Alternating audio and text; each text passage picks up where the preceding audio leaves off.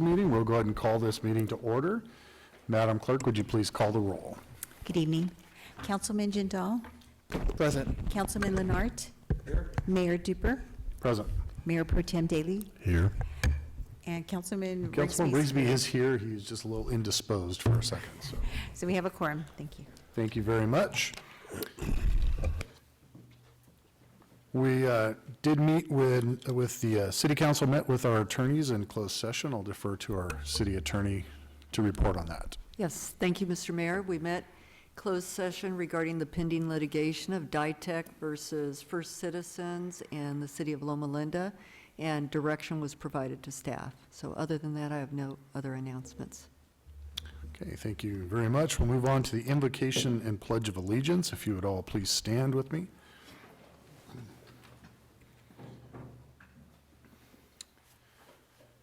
Please bow your heads. Dear Father in heaven, thank you for bringing us all together on Valentine's Day. We love this city, and that's why we are here on this holiday. Please guide us in our thoughts and our actions, and help us to do what is right for our community, our residents, our fellow citizens and members. Thank you again for all your blessings. Thank you for the blessing to live here amongst the people that live in this community. In your name, amen.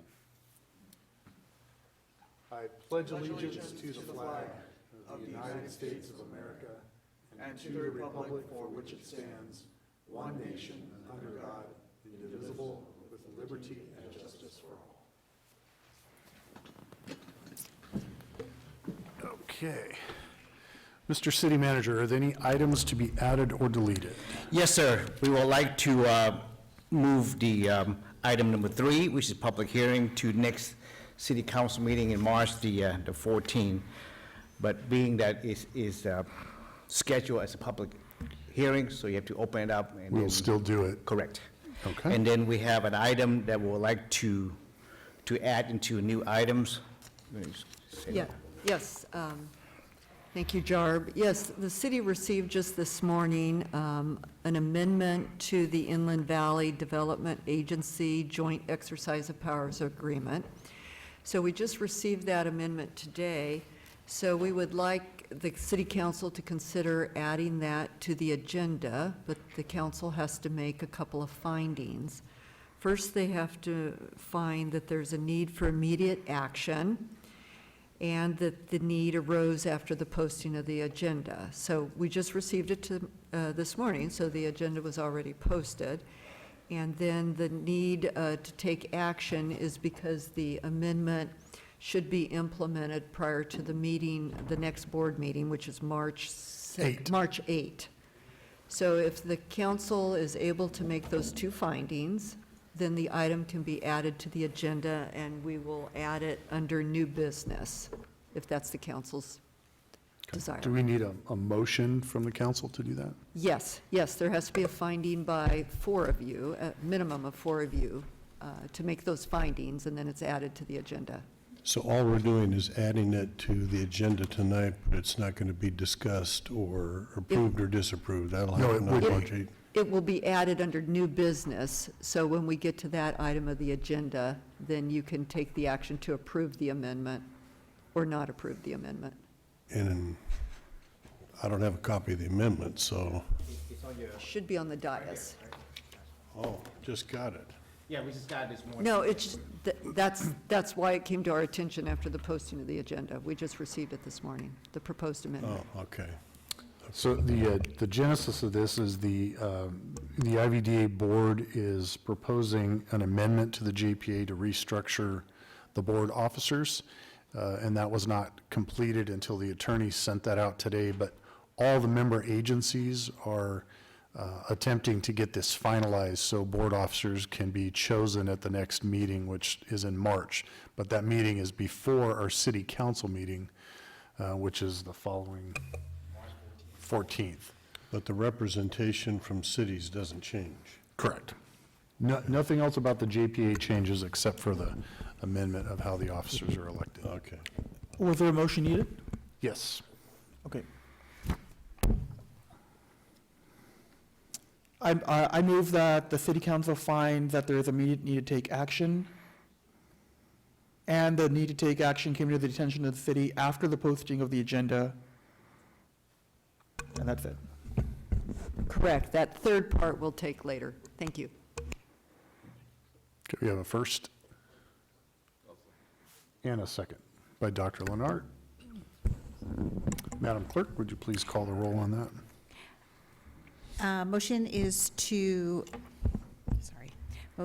find that this item is an immediate need to take action on this item, and determine that the need to take action came to the attention of the city after the posting of the agenda. Councilman Jindal? Yes. Councilman Leonard? Councilman Rigsby? Yes. Mayor Pro Tem Daly? Aye. Mayor Duper? Yes. The item's been added as a new business item on the agenda. Okay. Thank you very much.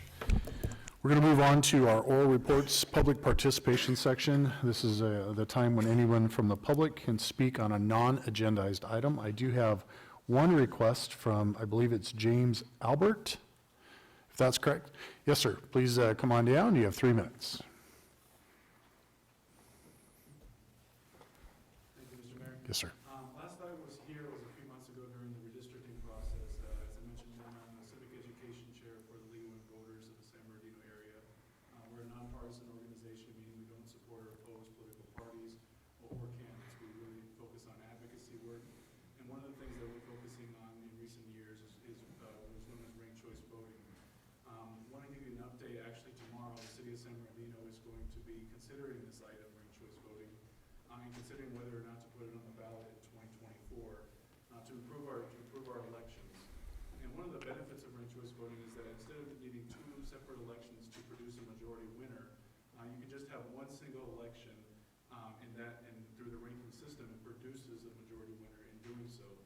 And let me backtrack a little bit. One of the things that we need to address is that there is a difference in turnout between a primary election and a general election. More people tend to come out and vote in general elections as opposed to primary elections. And that's what we're hoping, that's what the league really supports, again, informed voting. They definitely encourage active participation. And so this is one of the fastest growing voting rights expansions across the country right now. And it's something that's being implemented in liberal cities, moderate cities, and conservative cities across the country at the local level, the state level, and it's even being applied in federal elections. And again, as a chartered city, as Loma Linda is, we definitely would love for you to take this step and consider this action, maybe in a study, starting out with a study and recognizing that there is opportunity for growth with this item at the local level, because it can only be applied to chartered cities according to state law as of right now. And there's about 6 or 7 chartered cities within the county of San Bernardino, and also the county of San Bernardino is a chartered city which would be eligible for this reform.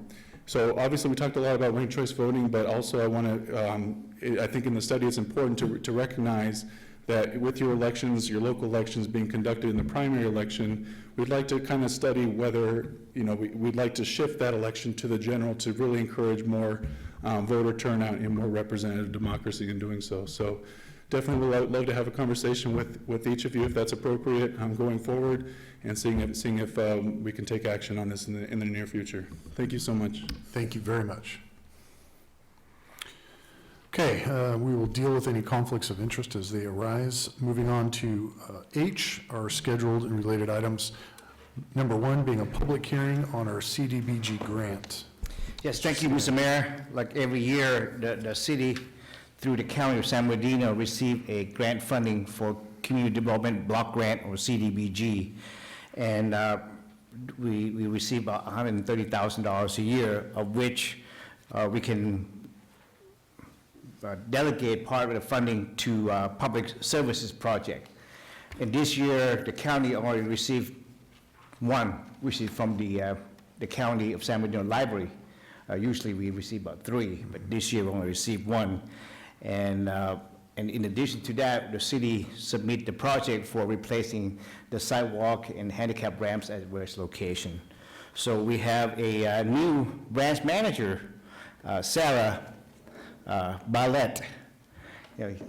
Remember Stan retired, and we have Sarah. So Sarah is here to answer any question of what the county library is doing next door. So Sarah?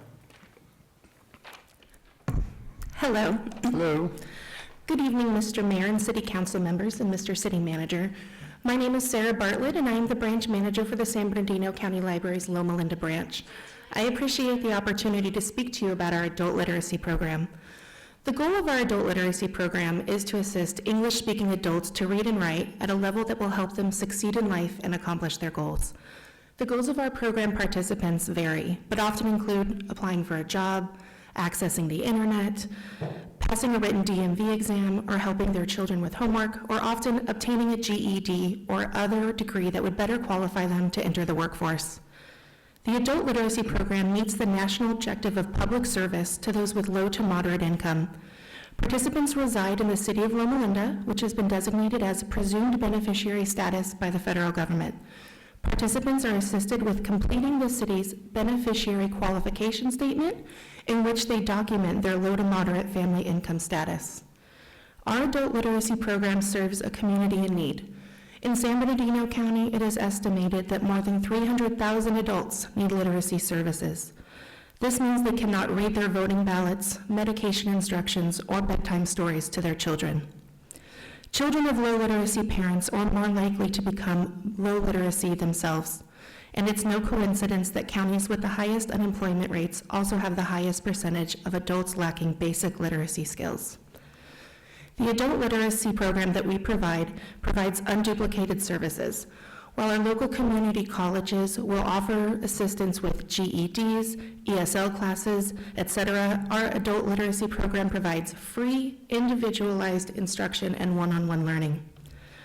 The literacy program at the Loma Linda Branch Library is unique as it serves the community directly by offering individual tutoring as well as basic computer and basic internet classes.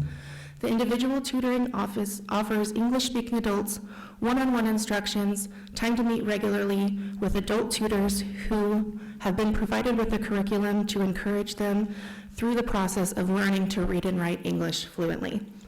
Our basic computer and our basic internet classes offer basic computer skills in 2 6-week classes for our computer illiterate adults.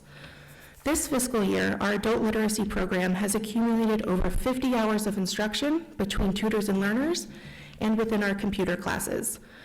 One of our computer class students is a senior citizen who at 78 years old is just learning to use the computer. She's paying her bills online, keeping in touch with friends, and she's realizing her lifelong dream of playing the piano by watching YouTube instructional videos. With continued support from the City of Loma Linda, we look forward to helping many more adults reach their full potential as parents, employees, and members of the community. Thank you for this opportunity to present and for your continued support of this program. Thank you very much. Are there any questions from anyone here on the dais? It is a public hearing, so I do have to open the public hearing and open it to anyone in the public who wants to come up and speak about this particular item. Milford? No. Okay, seeing nobody come forward, we'll close the public hearing and leave it up to the council. I have a question. What is the maximum amount we can give to community organizations?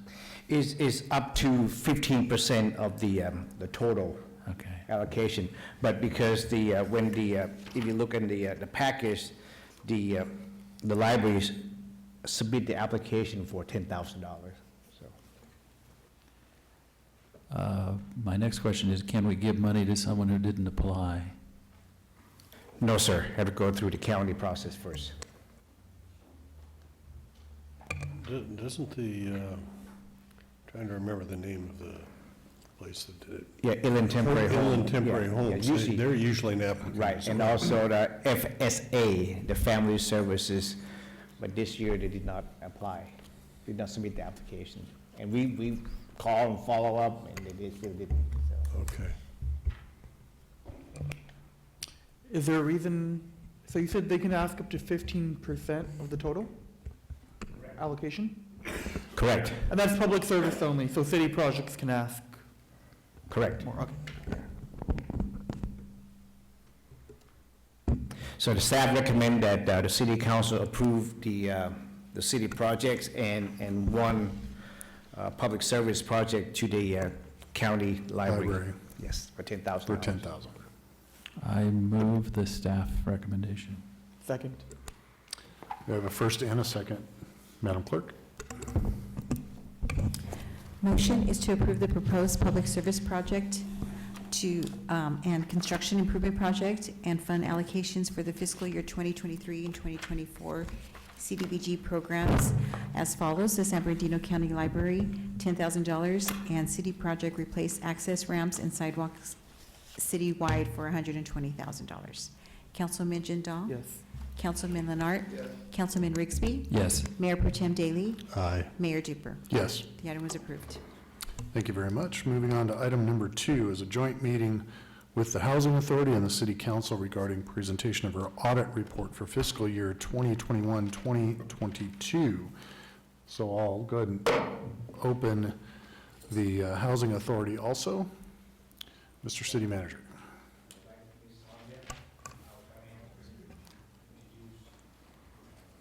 I'm sorry.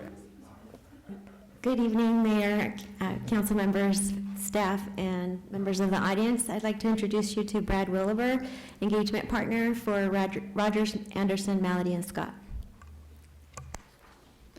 Good evening, Mr. Mayor, members of the City Council. It's nice to be with you again today to present the results of our annual independent audit.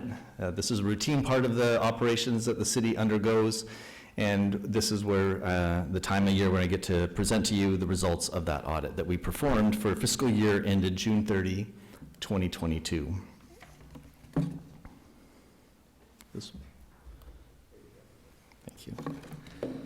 So we do present in your financial report an independent auditor's report, and in that report, it describes management's or the city's responsibilities and the auditor's responsibilities, and you have listed up on your screen there the city's responsibilities, and that's to present the information in accordance with generally accepted accounting principles, and adopt sound policies, follow the various laws, regulations, resolutions that you put forth, maintain internal controls designed to reduce the risk of fraud and misappropriations of assets. Our responsibilities are to obtain reasonable assurance on the financial statements that they are free of material misstatement.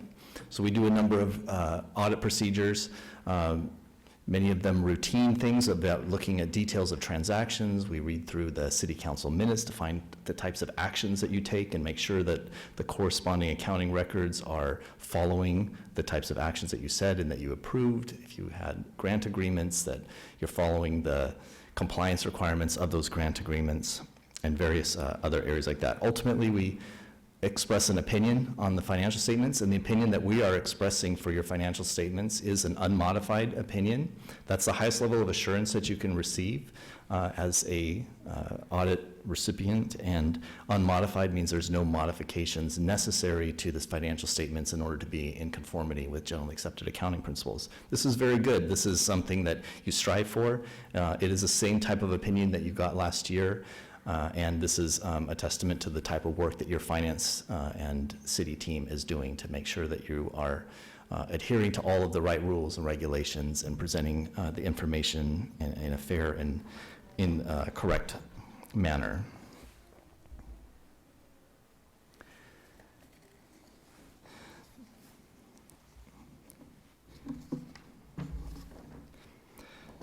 The results of our audit, we had no disagreements with management, which is good, and there were no material errors or irregularities discovered, and we don't have any findings to report.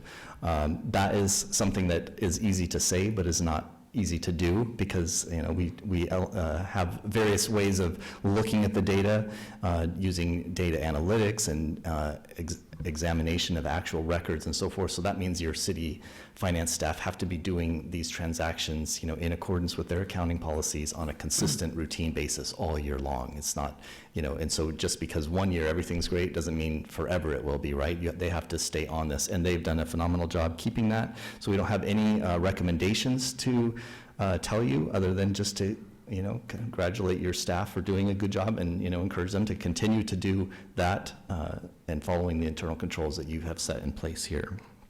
As far as the financial report, I think city staff is going to go over that and any significant changes in detail. If you have any questions for me, I'll still be around to answer. Thank you very much. So it's all good news. It is all good news. And you'll hear from your staff some of the key highlights from this process. Thank you very much. Thank you. It's always good to see you, sir. You want to stand up and take a bow, or what do we, how do we celebrate this now? Yes. Oh, okay. I'd like to introduce you to Anna Briones. She's our new senior accountant financial analyst. She's been with us almost a year, and she has poured many hours into these statements. She has done a great job, and she's going to present it to you tonight. Thank you, Sonia. Good evening, Mayor Duper, members of the City Council, city staff, and members of the audience. Tonight, I'm presenting the city's financial statements for 2022. You have before you in the dais copies of the Annual Comprehensive Financial Report for 2022. I will be referring to the report as ACFR or ACFR. So I'll be giving a high-level financial statement overview. The Annual Comprehensive Financial Report contains three main sections. The introductory section includes a transmittal letter that highlights the city's profile, significant events, and accomplishments. It also includes the Government Finance Officers Association's award for 2021 for excellence in financial reporting. It also lists the principal officers that were in place during fiscal year 2022 and an organization chart. The financial section includes the independent auditor's report that Brad just went over, management discussion and analysis, the financial statements, notes, and required supplementary information, and supplementary information that compares budget to actual for each governmental fund. I'd like to highlight that the management's discussion and analysis found on pages 5 to 16 of the ACFR provides a good summary of the key items that occurred during the year. The statistical section includes financial trends, revenue and debt capacity, demographic, operating, and financial indicators. The financial statements include the financial statements for the city, Loma Linda Housing Authority, which is reported as a special revenue fund, successor agency, which is a private purpose trust fund. The financial presentation, the governmental funds are based on the modified accrual basis of accounting. On a day-to-day basis, the city uses the modified basis of accrual of accounting to record financial transactions, and then at the end of the year, this gets converted to the government-wide statements, which is comparable to how business type entities present their financial statements.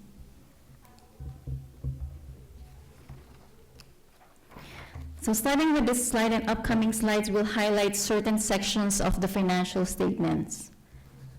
This slide shows the summary of the statement of activities in the government-wide full accrual basis of accounting.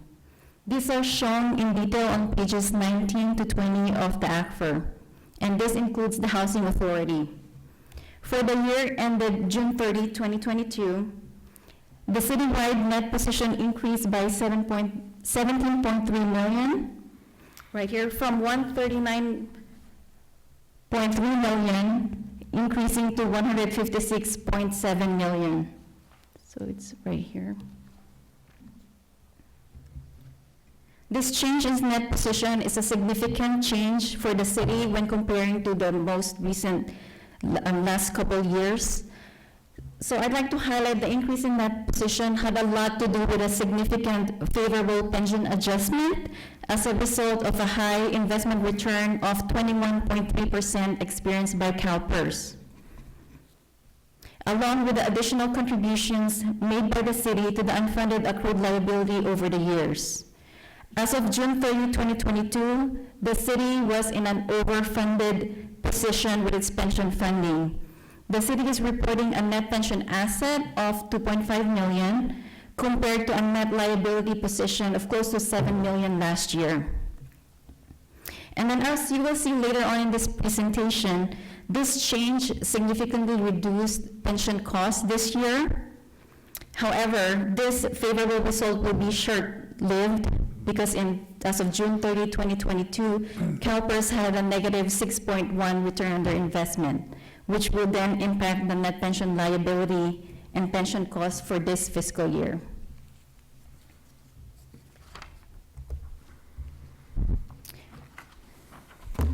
This slide is showing the statement of net position, and it's showing the components of the net position for the city.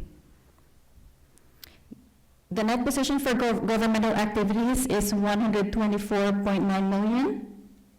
And for business type, also referred to as enterprise funds, which includes water, sewer, and Loma Linda Connected Communities, ending net position for the year was 31.8 million. And for governmental funds and business type, the components include the net investment in capital assets, which are the investments to city infrastructure. Restricted component includes, it's for the purposes of public works projects, public safety, community development, general government, and debt service.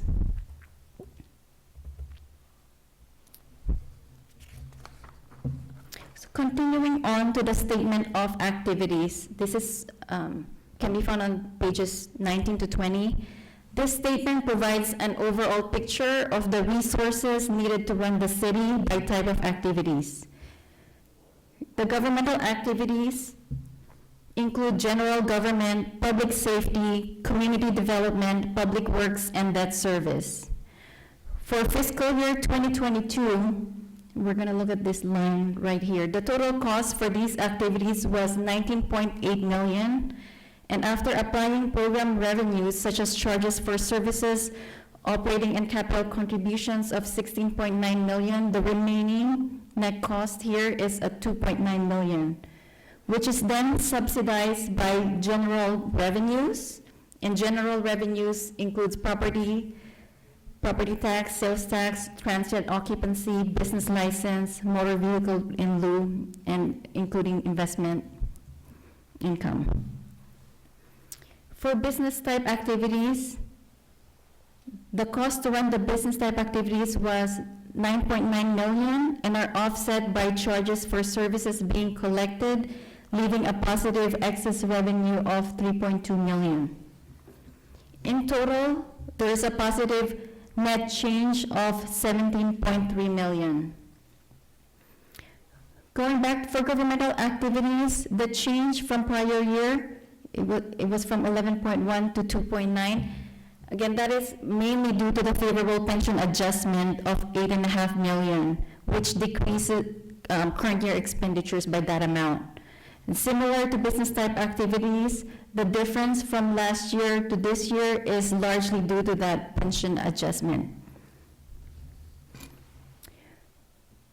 For general revenues, it was 12.7 million in 2021, increased to 17.1 in 2022. The difference is mainly due to sales tax revenue in the amount of 4.3 million. In fiscal year 2020, the state advanced the city approximately 3.3 million. As such, the revenue were accrued to that fiscal year and thus lowering 2021 sales tax. Property tax also increased by about 350,000 from prior year. Also, I'd like to point out that on the net cost here, it includes the receipt of ARPA funding in the amount of 2.92 million and was fully utilized for public safety costs.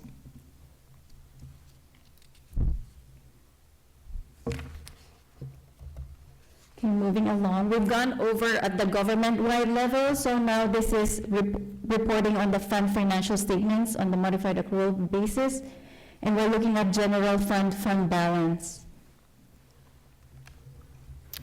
This slide shows the general fund balance classifications.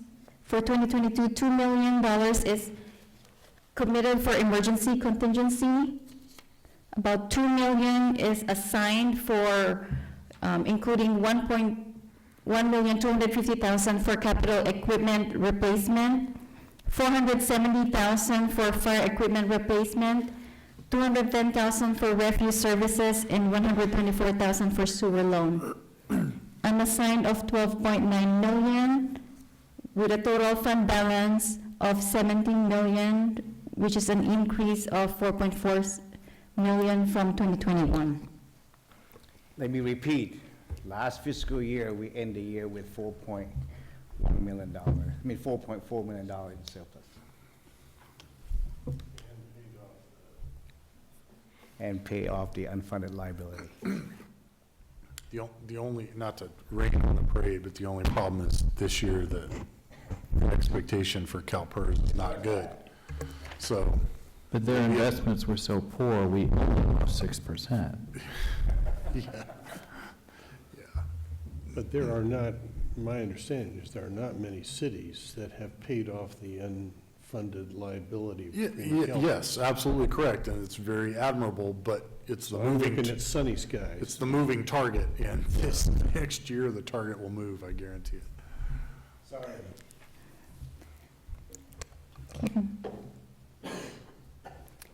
Moving along, this is looking at the general fund statement of revenues, expenditures, and change in fund balance. The revenues was $24.3 million, expenditures was $23.9 million, and other financing sources of $3.9 million results in an increase in fund balance of $4.4 million. Other financing sources, this line item right here includes transfers in for traffic safety, gas tax, COPS grant, and then this year it also includes the ARPA funding, transfer in the amount of $2.9 million. It's the first of 2 distributions. The ARPA funding, which is the federal funding for the COVID, so is one time they gave it to us for 2 years, so. And also included in other financing sources is $125,000 for sale of incident support apparatus. So beginning fund balance was $12.6 million and ending fund balance was $17 million. Now this slide, we're looking at the general fund budgetary comparison. So revenues were originally budgeted at $22.4 million. It was adjusted mid-year and other adjustments to $22.8 million, and actual came in at $24.3 million, which is $1.5 million more than budgeted. Expenditures were originally budgeted at $22.2 million, and it was amended through mid-year and supplemental appropriation to $25.7 million, and actuals came in $23.9 million, which has a favorable variance of $1.8 million. And then also other financing sources showing a $340,000 favorable variance, and the bottom line change, it's a favorable variance of $3.7 million compared to budget.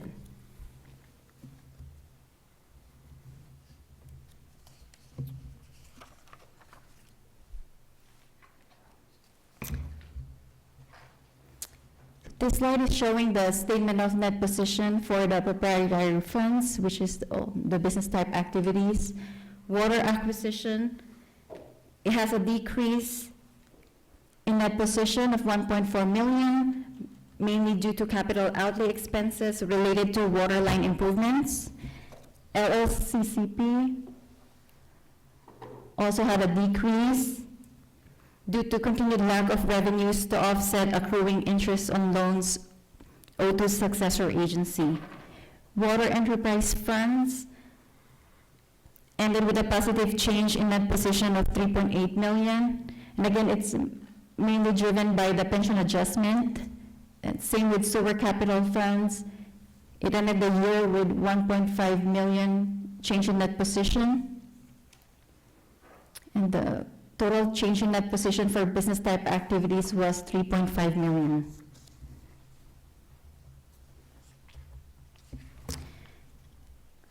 Moving along to the successor agency, this is showing the statement of fiduciary net position. So the net position for the successor agency improved from 10.1 million to 5.8 million, largely due to the repayment of debt service. So debt service decreased by 3.9 million for payment of 1.6 million for city loan and 2.3 million for the 2016 tax allocation refunding bond. There are still 5.8 million more than the asset, therefore causing a negative net position.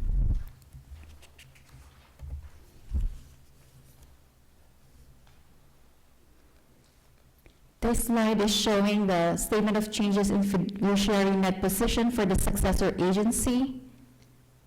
The successor agency received 4.9 million in property taxes for the 2022 fiscal year through the recognized obligation payment schedule or ROPS process, and that's included in this addition. And deductions include the interest expense in the bonds and also admin expenses. With a change in net position of 4.3 million. Beginning of the year, net position was 10.1, and end of the year net position was 5.8 million. Let me add, this is due to the bond debt. So we reduce the bond. So it's very good.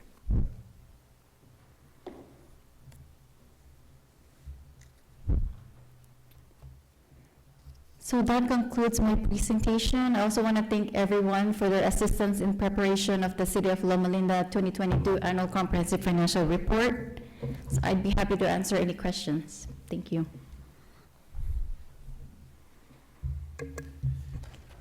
The quality of my question will indicate how good your presentation was, because this is all I can think of, is why did you change the name from CAFR to ACFR?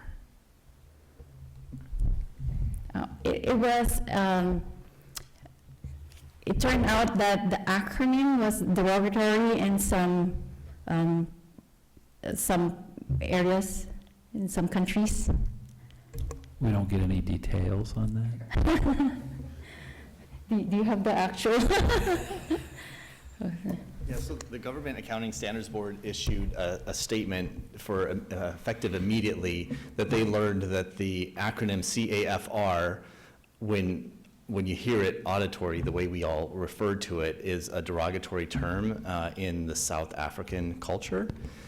So they recognized, under this, movement with diversity, equity, inclusion, like we want to be sensitive to that. So they voted to switch the acronym, so ACFR, and so people have been saying ACFR. So far, nobody has taken offense to that terminology, but that's why she interchangeably uses ACFR or ACFR. But I'm kind of until somebody comes up with It that. sounds like a jihadi statement. Yes. Allahu Akbar.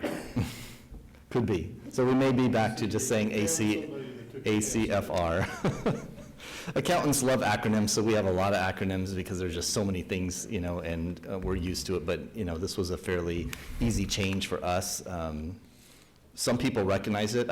It's very few because I don't know a lot of people from South Africa, but some people recognize that right away. And so that's what the Standards Board put forth. It also sounds like a caffeine-free fake coffee product. Caffrey Roma.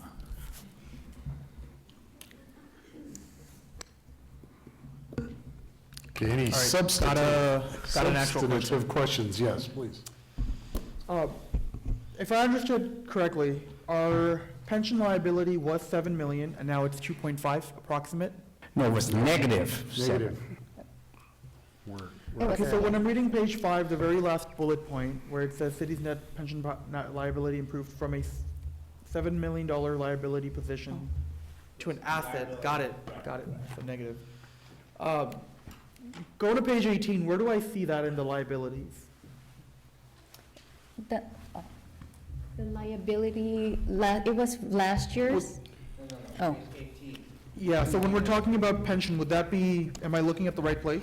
So on page 18, you won't see it anymore as a liability because it was a liability last year. This year, it's an asset. So you'll see it under the asset section, right below where it says restricted assets, there's a net pension asset. It's not restricted, but it just says net pension asset.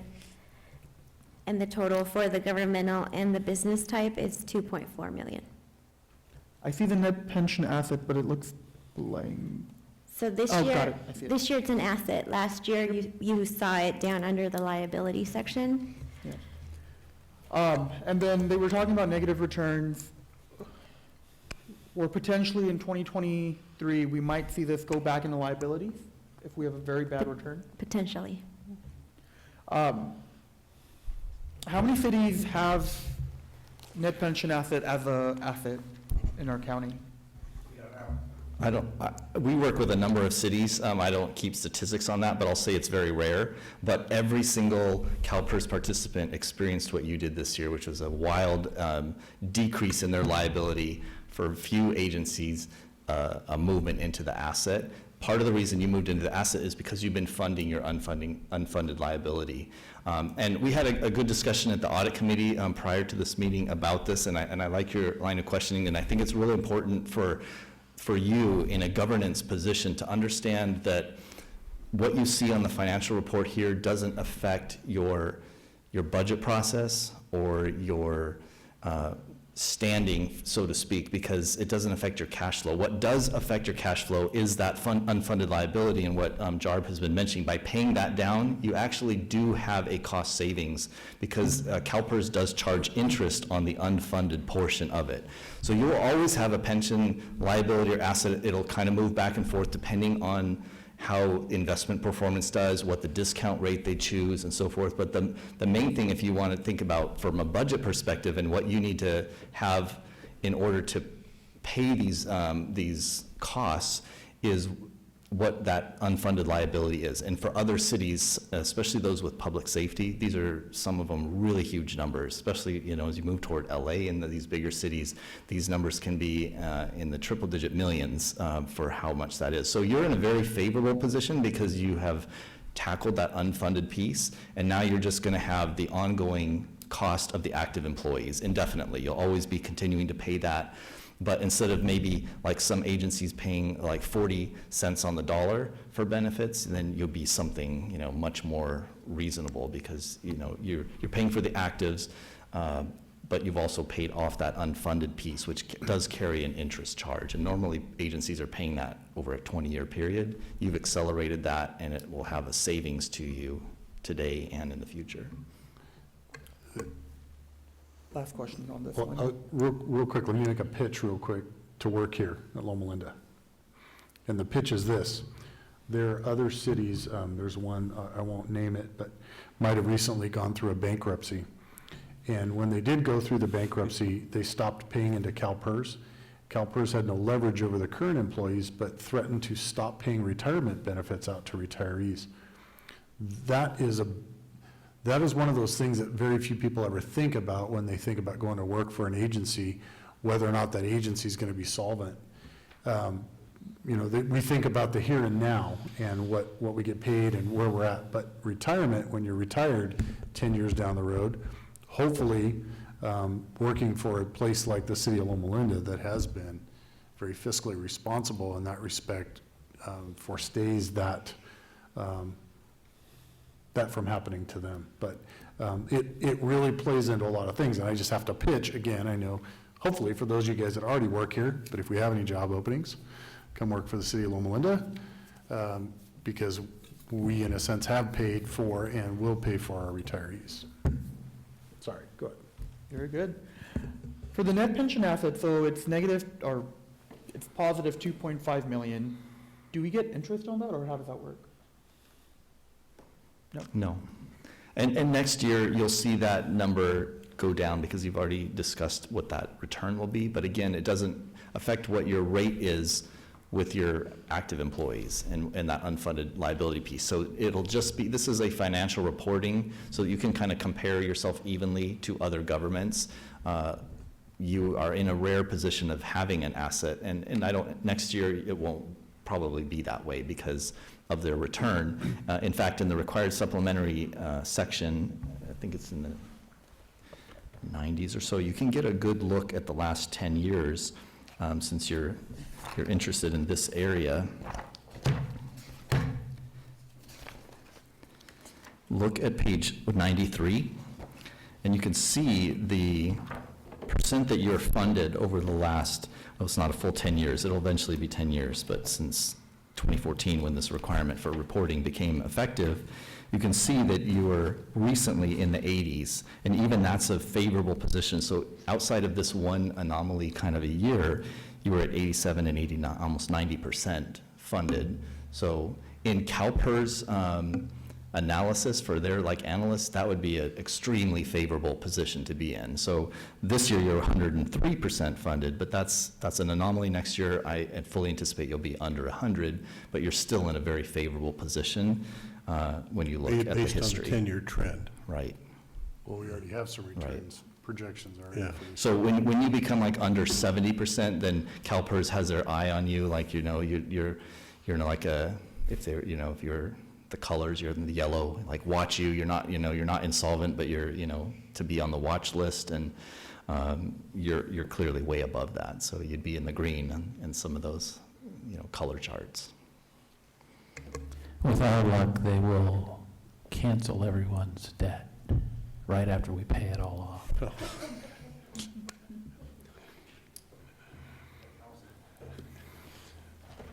Yeah, they've recently also been talking about changing their discount rate down, which will have an impact on your liability too. But, this actuarial science it's pretty hard to get your mind around how they predict it out. Moving target. It's It very is, moving and they even, because- they looked at the trends to see how, they looked at their retiree base and how COVID-19 affected them, and they could actually see an impact on that. But how that will affect things long-term, they said they were expecting that life expectancies were increasing because of modern medicine, but then nobody predicted this COVID-19 and how it would hit that. So their models are a little bit all over the place right now, and they're continuing to work on that, but I anticipate you'll see further fluctuations in this measurement process based on their predictions of what the future is. They also, their chief actuary says they don't look at the historical 10 or 20-year period to make a prediction, say, well, this is what we have been earning in investments, that it's 100% forward-looking. So they've got analysts that just look forward and make predictions on what they believe the future is going to be, and not just an average of what they have been obtaining in investment return. The problem always boils down to electeds. So it's not the folks that work there, it's the people like us that screw it up, because the latest thing at the state level is to force PERS to divest from certain investments that are considered not good now. So whether that be fossil fuel companies or whatever, the push is to potentially intentionally dump billions of dollars because we want a virtue signal that we're the state of California. So I would expect a rocky ride. I would actually give a shout out to the mayor of Palm Springs, because she's actually one of the sane voices on the PERS board that is trying to argue that stability piece, but it's pretty crazy out there right now. Uncomfortable, but it's true. You're already speaking. Yeah, I would state it differently, that people unlike us screwed it up.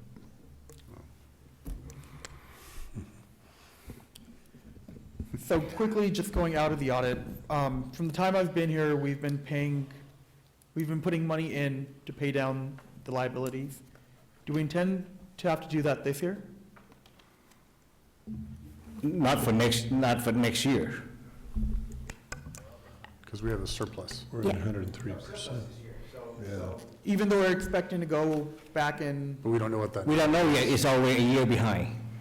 So this year, we are paying into the unfunded liability because it's a rate that they've already calculated and told us how much we need to pay. However, for 23, 24, there is no payment that's needed. I think we should still make a payment, but so I think my question is more of as a preventative measure. If we know X is gonna happen, are we gonna do Y? Correct. If they show negative, they will allow us to pay that down, so yes. But if it's positive, we can't.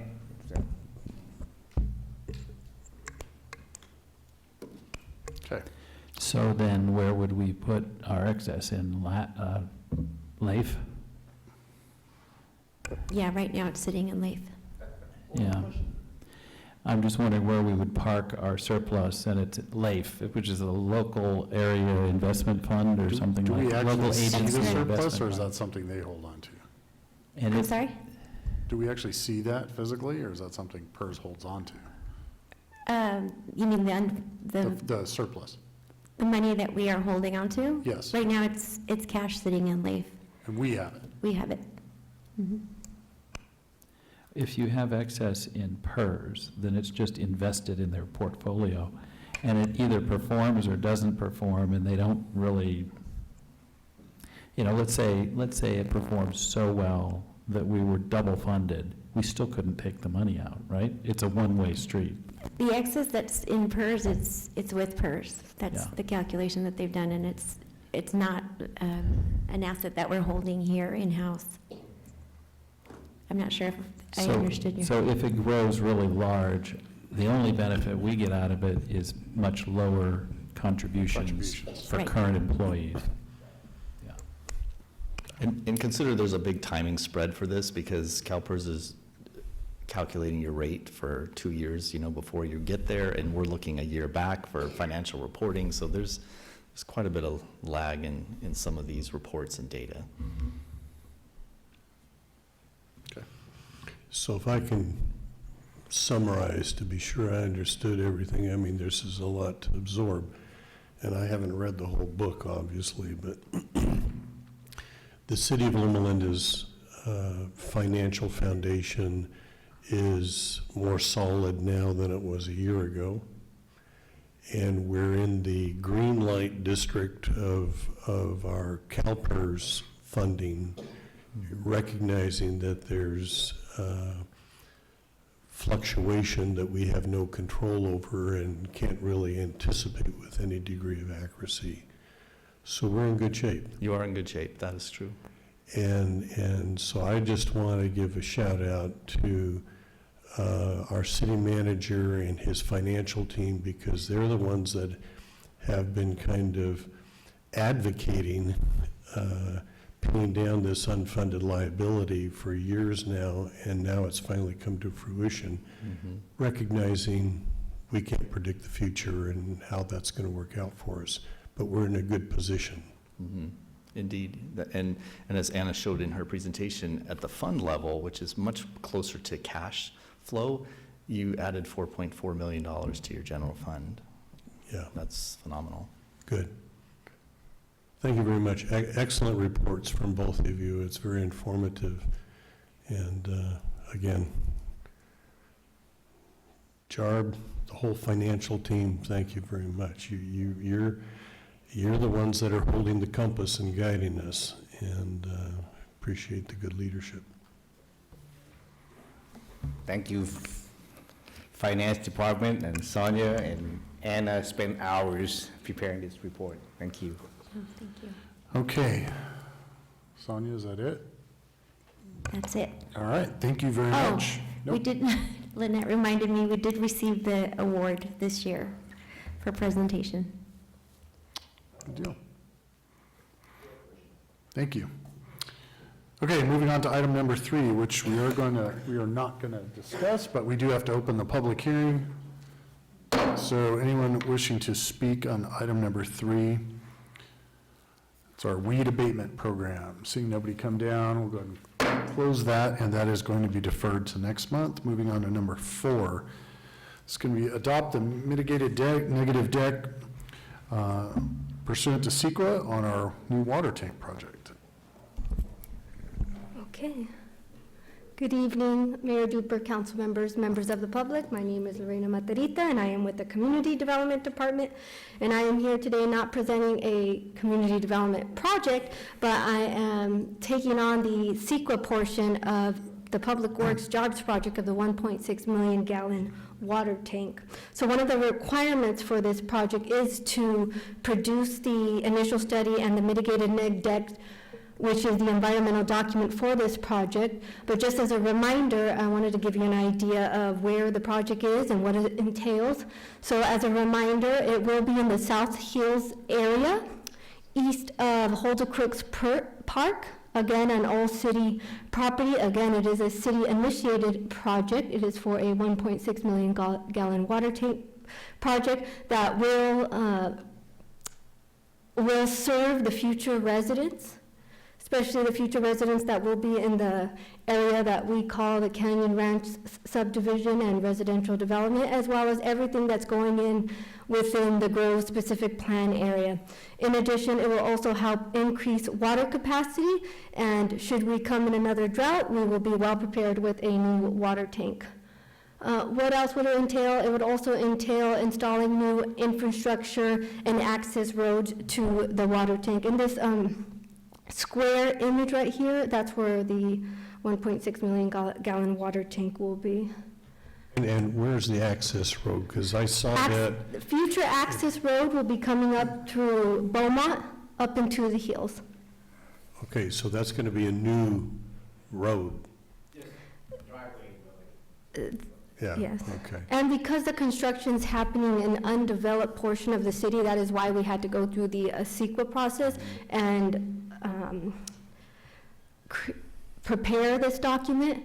So back to the project, just to give you an idea of what it's going to look like. This is a street perspective, so right here at the bottom right of the image is Beaumont Road. So whether you're standing there, adjacent, walking, or even live by there, you will probably not be able to see the water tank. The water tank is going to be at 35 feet in height and 98 feet in diameter. You'll probably see it far off into the city, but not anything more than what you'll already see in terms of water tanks in the South Hills. When it comes to the CEQA document on the basis of the analysis within the study, the city has concluded that the project will not have a significant effect on the environment with the incorporation of mitigation measures, and is therefore prepared a mitigated neg deck and a mitigation monitoring reporting program for your review and recommendation of adoption today. Some of those mitigations, there aren't too many in the mitigation monitoring reporting program. They're just the basic usual ones, such as a bio study, which is to do a bird nest study a few days before construction starts, and as well as a cultural and tribal monitoring, which is typical for all projects, where we will have to hire an archaeologist, and we also invite the tribe should they want to monitor the site as we excavate and do major grading in the hills. All CEQA documents require public notification. So even before you start drafting a CEQA document, you do have to notify the tribes of the project. So we did notify them about a year ago, and we did receive comments for them. Their comments are incorporated in that document that you guys have. As part of CEQA 2, we also are required to do public noticing. So the notice of intent to adopt did go out about 21 days ago. It needs to be up for 20 days. It concluded yesterday, and we did not receive any comments. As part of the Brown Act requirements, we are required to post at a minimum of 3 public locations. We posted them at our 3 usual locations, as well as the city website, the subject site, as well as the county clerk's office. And again, we did not receive any comments from the public regarding our CEQA document. So what I'm asking you tonight is, once again, adopt the mitigating neg deck document for the 1.6 million gallon water tank project. And number 2, adopt the mitigation monitoring reporting program that goes along with that document. And that concludes my presentation. Do you have any questions? Sir? I have just some engineering questions. What is the altitude of Area D? I'm just trying to figure out what head of pressure you're going to have from this thing. Because you've got about 90 PSI at Beaumont Avenue from this tank. And what will you have when you get all the way down to Area D? I knew you could ask me that question. But for this new reservoir, it's going to serve the house along up to the railroad track. So like you said, the water pressure is depend on the elevation of the tank and the elevation where the house is. because this tank is so high, it can't serve the house down where area D is. It's gonna blow out all the toilet and the sink. So this will come up to the house that just south Well, you of can- the railroad track. You can always throttle the pressure. Right, you can put in the pressure reducing valve at all the meters, yes. And my concern is not so much blowing up toilets, it's wasting electricity, pumping it up so high. Right, right, Because we're pumping it from 250 feet below the surface of San Bernardino, right. which is way down. So this thing's having to go uphill about, what, 500 feet? But what happening is we already have existing 3.2 million gallon reservoir on the same, just Same a altitude. hill just to the east, and so therefore it had to be in the the same west. elevation, in the same pressure zone. If not, if you have it lower, the water will come out instead of. Yeah, it'll just transfer So it had to over. be equilibrium, so it had to be the same elevation. Okay. So we're still spending a lot of electricity, and people say, you know, now that it's raining, are the water rates going to go down? And I go, no, only if it fills the reservoir under San Bernardino, so that you don't have to pump it uphill so far, because the cost of our water here is not the water, it's the electricity to pump it.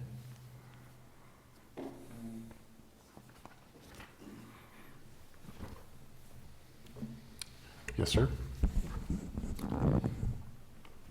Got a question about the cultural aspect mentioned in the report. So I was repeating, there were three tribes that responded to us. The San Manuel Band of Mission Indians, which, for the lack of a better term, has the most stake, said they didn't have any conditions. I'm wondering why the Agua Caliente Band of Cahuilla Indians and the Saboba Band of Luceño Indians requested Yeah, consultations and monitoring. Great questions. That was actually the first time that the Aguas Calientes tribe ever responded to any of our postings.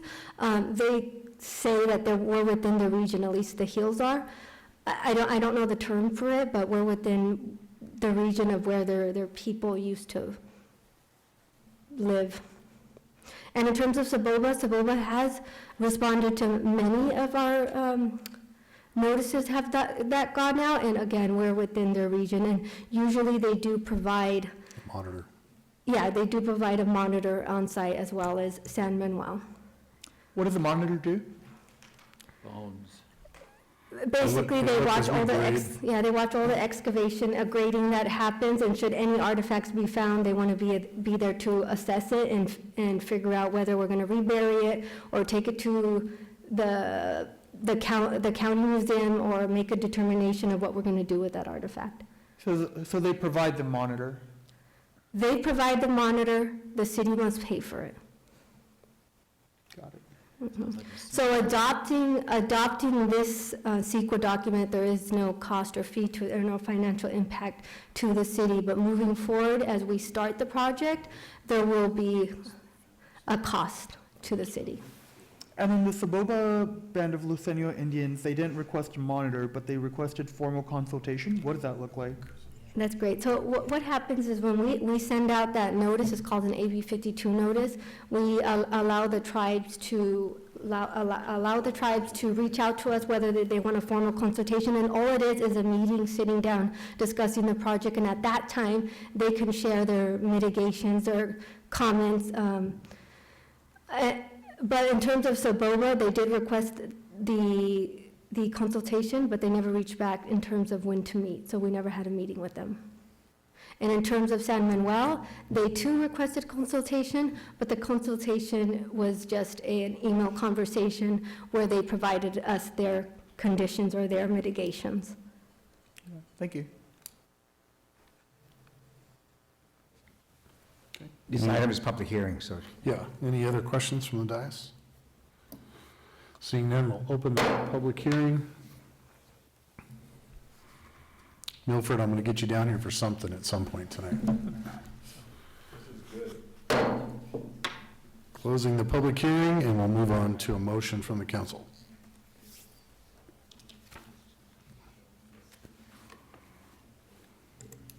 I move to adopt a mitigated negative declaration for the $1.6 million gallon water tank project and adopt the mitigation monitoring reporting program. I'll second. We have a first and a second. Madam Clerk? Motion is to adopt a mitigated negative declaration for the 1.6 million gallon water tank project. It is determined the project will not have a significant effect on the environment on the basis of the initial study and adopt the mitigated monitoring reporting program. Councilman Jindal? Yes. Councilman Leonard?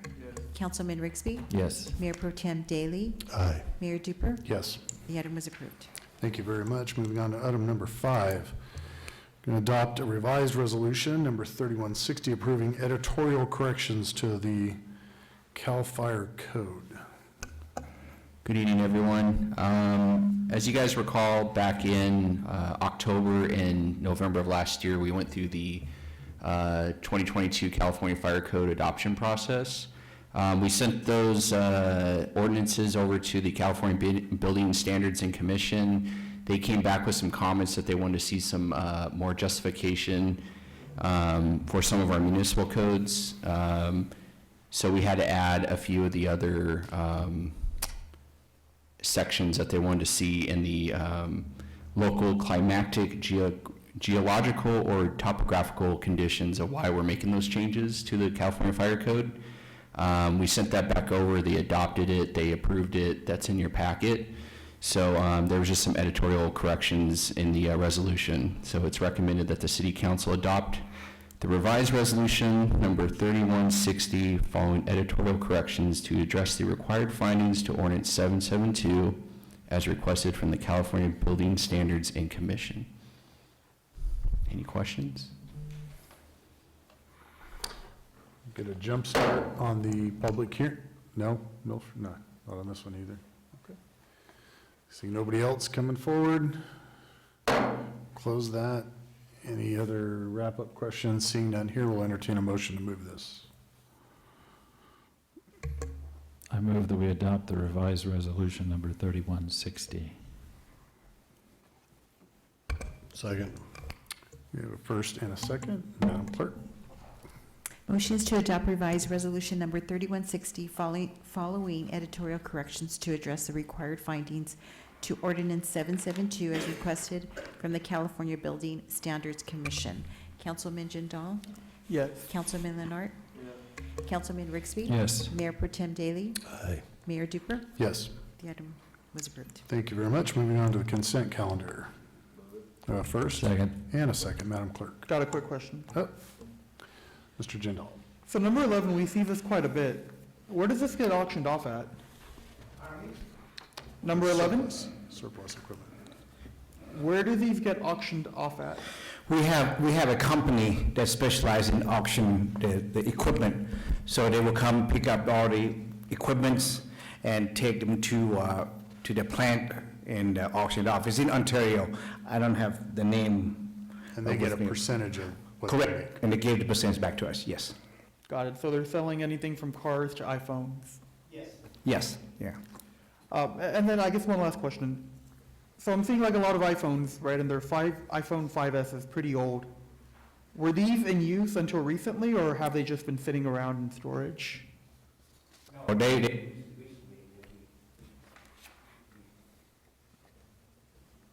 I'm sorry. Yes, we have been using it, and then when it's time to go, is The string connecting them was Yeah. finally breaking. Yeah, I figure. And then a lot of time is, because we purchase as a big group, and we have incentive to get the new one, not quite at 8 or 9. We're up to 14 now. 14 now, I'm sorry, I just turned in my 8, I'm sorry. I just turned in my 8, iPhone 8 cell phone, and we got this 13 one, not quite the latest one, at way discount rate, so. I don't even think the 5 is operable anymore because it was a 3G phone and they've turned off all the 3G towers. Anyway. Okay. Any other questions? We did have a first and a Last second. one. One more.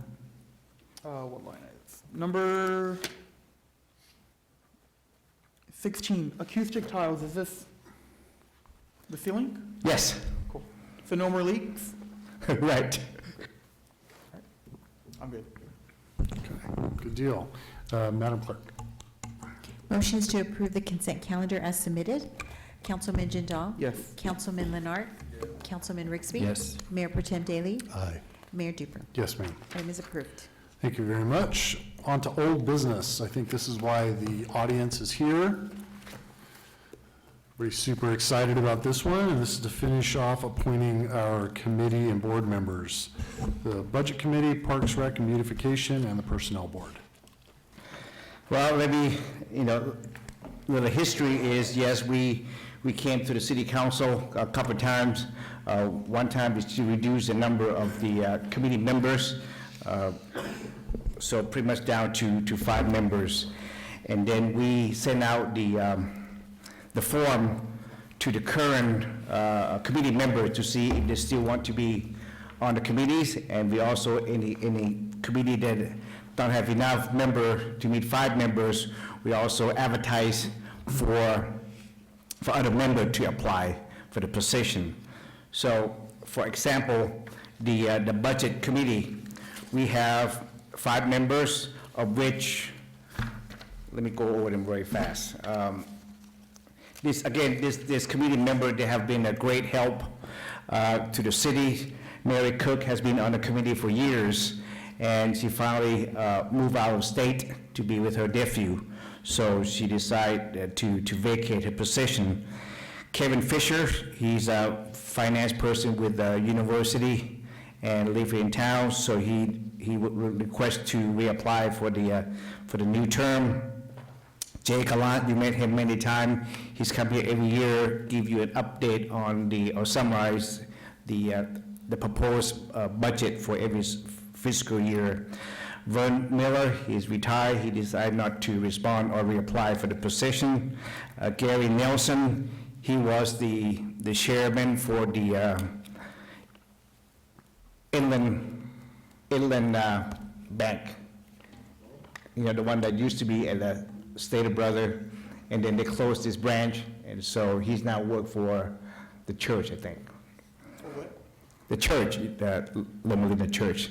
And we have our famous Kirk Swaggart here. He has been on the budget committee for over 20 years, and he would like to request to be on the committee again.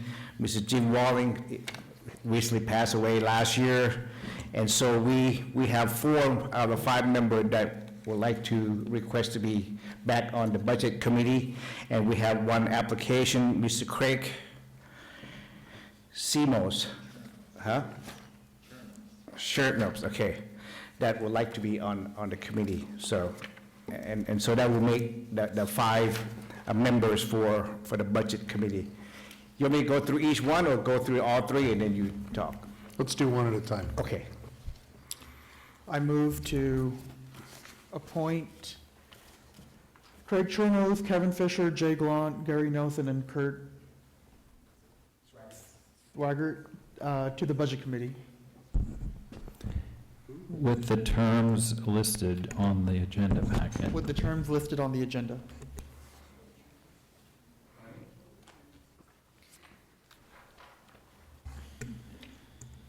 They're 4-year terms, right?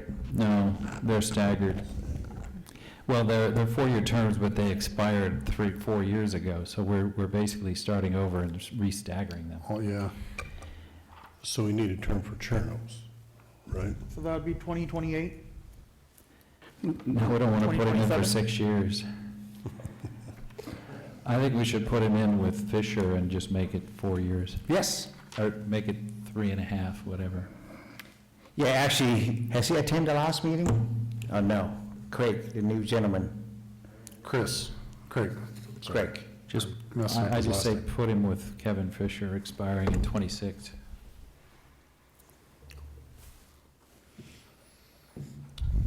Are you good with that as far as the motion? Okay, I don't think we have a second yet, so. Second. We have a first and a second. Are we good with all the timing? I think so. Jarb's not saying anything. Kurt, you only get 4 more months. You have to run again. I vote Kirk for president. Jay Gallant, he's the chair of that committee. I still vote Kurt for president. Okay, I think we're good, Madam Clerk. Unless you're not clear. No, well, it's, you want to do all three at the same time? No, With the, it's we have a just motion for one this at a one. time. Yeah. May I add, I know that when we were doing this at the previous meeting, there were a couple of members whose terms, because we were continuing their terms from the day they expired, so there were a couple of members that their terms were expiring either before the current year, and were asked to extend their term for a second term. For the two members, Gary Nelson and Kurt Swaggart, since their term expired in 2023, I don't think it was noted in the report, because we would have to come back to renew their term. With the council, the motion and second recommend extending their term to a new term for 2 terms. So just make it 27 instead of 23? Why don't we just keep it as it is and, Come back. yeah, if they can use the same exact application, and if someone else wants to do it, they can. When is that expiration exactly in 20? It's 4 months from It's now. 4 months from 30th. now. I'd rather not do this again in 4 months. I agree. And I would vote to put Kurt on this for the rest of his life if I could make him do it. I think at some point he won't, and that's the problem.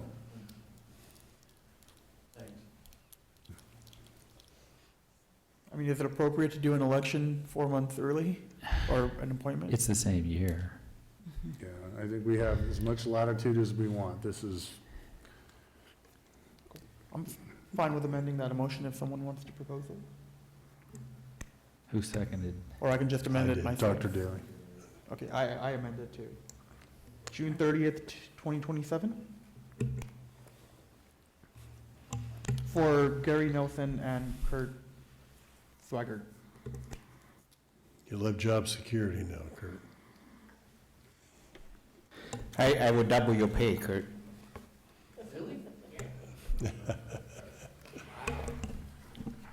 Should we, can we confirm what the Craig Chernos term ends? Was Is June 30th, 2026. 26. Oh, 26. Motion is to appoint. Wait, June 30, 26? That's for Craig. Chernos. 26 based on It's not doing this listed in in. How are we the- staggering these? 4, Randomly.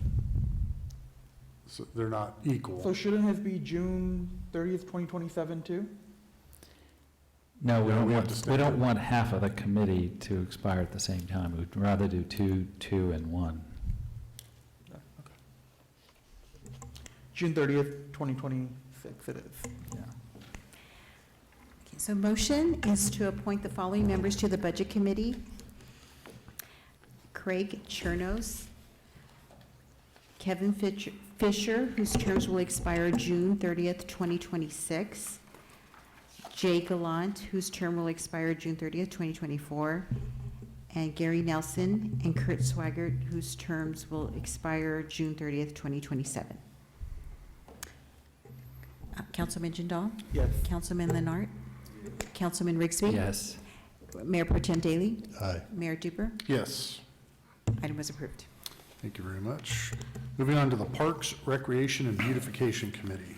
Yes, with the Park Recreation and Beautification Committee, the members is reduced to 5 members, and we sent out a letter of which we receive 5 respond that would like to be on the committees, but Ms.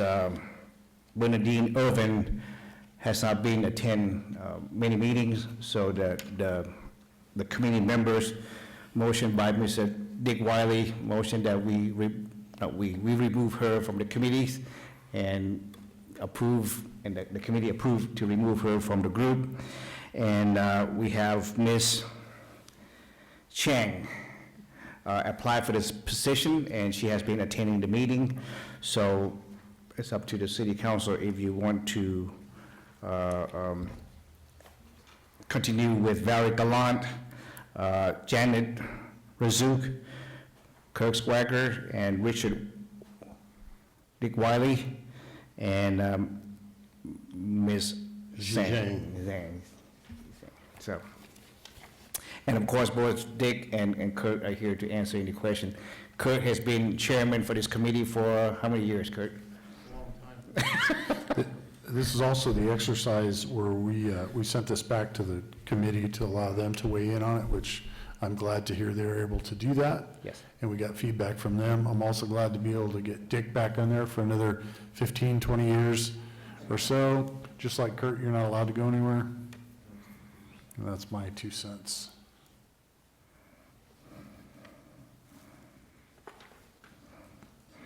We just need a motion. All right, so I think these are staggered weirdly as well, so I'll give it a try. I move to appoint Valerie Gallant to a term ending in July 1st, 2024. Janet Razuk, term ending July 1st, 2024. Kurt Swaggart, term ending June 30th, 2024. I'm going to make that July 1, 2024 to keep it consistent. Richard Wiley, term ending July 1st, 2026. And then Chi Zhang, term ending July 1st, 2026. Can I ask why we're doing June 30 for budget, and July 1 for parks? I went back to the records of when they were appointed, letters that were sent out, and I went based on what the letters stated, when their appointments were, the actual date they started as a member. Would the maker be willing to amend? Wait, you No, did, it you did July doesn't 1st. matter, I just wondered why. I don't think it matters. And what was your motion on Xi Jinping? 3 years from now, so that'd be 2026. So the top 3 are 24, and then the bottom 2 are 26. Yeah, That makes sense. okay. Do we have a first? Was there a second? I'll second it. Have a second? Okay, Madam Clerk. Motion is to appoint the following members to the Parks, Recreation, and Beautification Committee. Valerie Gallant, term expiring July 1st, 2024. Janet Razuk, term expiring July 1, 2024. Kurt Swaggart, term expiring July 1st, 2024. Richard Wiley, term expiring July 1, 2026. And Shi Zhang, if I'm pronouncing that correctly, July 1st, 2026. Councilman Jindal? Yes. Councilman Leonard? Yes. Councilman Rigsby? Yes. Mayor Pro Tem Daley? Aye. Mayor Duper? Yes, Motion approved. thank you very much. Moving on to the Personnel Board. Yes, this is 3 members, Personnel Board. We contacted the 3 current, well, not current, the previous Personnel Board, but no response, so we went out and advertised for this board members, and we received 6 applications: Jay Gallant, Ryan Gallant, Valerie Gallant, Mr. Milford Harrison, Bernadine Irvin, and Mr. Kurt Swaggart. So you have a choice to pick 3 of them. Yeah, I want to just give my little opinion here. This is one of those things we've never had to use. Unfortunately, if we did have an employee-related issue that could come into play, and we've talked about it, and just looking at the folks here, I'm looking for experience in dealing with the public sector, and I would recommend Jay, Milford, and Kurt, because I think they're probably the most experienced of all the 6 for that board, and God forbid we ever have to use it, but I think that's where I would feel safe. How does this one work? So 2 members by city council and 1 at large? Well, now we can have all 3, because really, right now, it's all 3 at large, I mean, all 6 of them, and you take a pick. What's going on with this George Macias, whose term expired in 2016? I don't know. I never meet the man. And from what I understand from our previous city attorney, I think, is it 20 years ago, Rich, we had? At least. That was the last time we had a personnel board meeting. So Mayor, I think you said your recommendations are Jay Gallant, T. Milford Harrison, and Kurt Swaggart. That's just my recommendation, not trying to influence you guys. I think that's where our experience, our involvement, obviously very highly experienced and capable folks there. And sorry, it's been a long day. I would move that. Do these people need staggered terms as well? No, we can have it the same. All right, so with an expiration date of July 2023. No, 2026.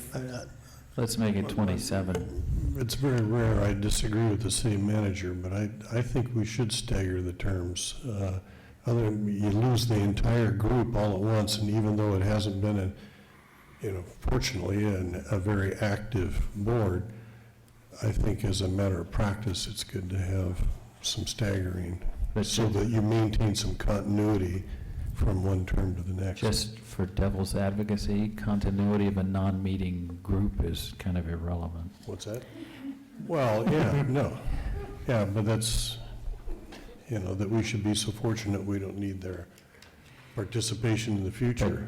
But my point is that the reason for staggering is so that you have someone hanging around Some continuity. who knows how it works. And since nobody's met in 20-some years, nobody knows how it works, so it doesn't matter.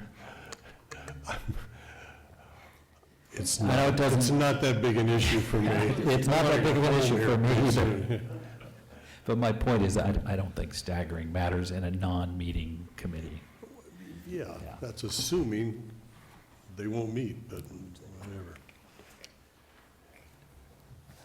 Mr. Mayor, I think you made the motion, so you decide whether you want to stagger the terms or. I actually did. Mr. Jindal made the motion, but I think we'll leave it up to I'm him. going to retain my original motion, but I don't think there's been a second. I'll yet. second it. We have a first and a second. Madam Clerk. May I just confirm the term expiration, I believe? July 1st, 2023. 2026. 27. We're going to go for the 4.5 years. It's a 3-year term? 2026. Oh, the term is 3 years. It says here, is that by policy or council action? That's by what So our, then it'll be 26. Yeah. Motion is to approve the following members to the Personnel Board: Jay Gallant, Milford Harrison, and Kurt Swaggart, with the terms ending July 1, 2026. Councilman Jindal? Yes. Councilman Leonard? Yes. Councilman Rigsby? Yes. Mayor Pro Tem Daly? Aye. Mayor Duper? yes. Item was approved. Thank you very much. Okay, our last official item is the item we added tonight, and that is the amendment to the Inland Valley Development Agency, JPA.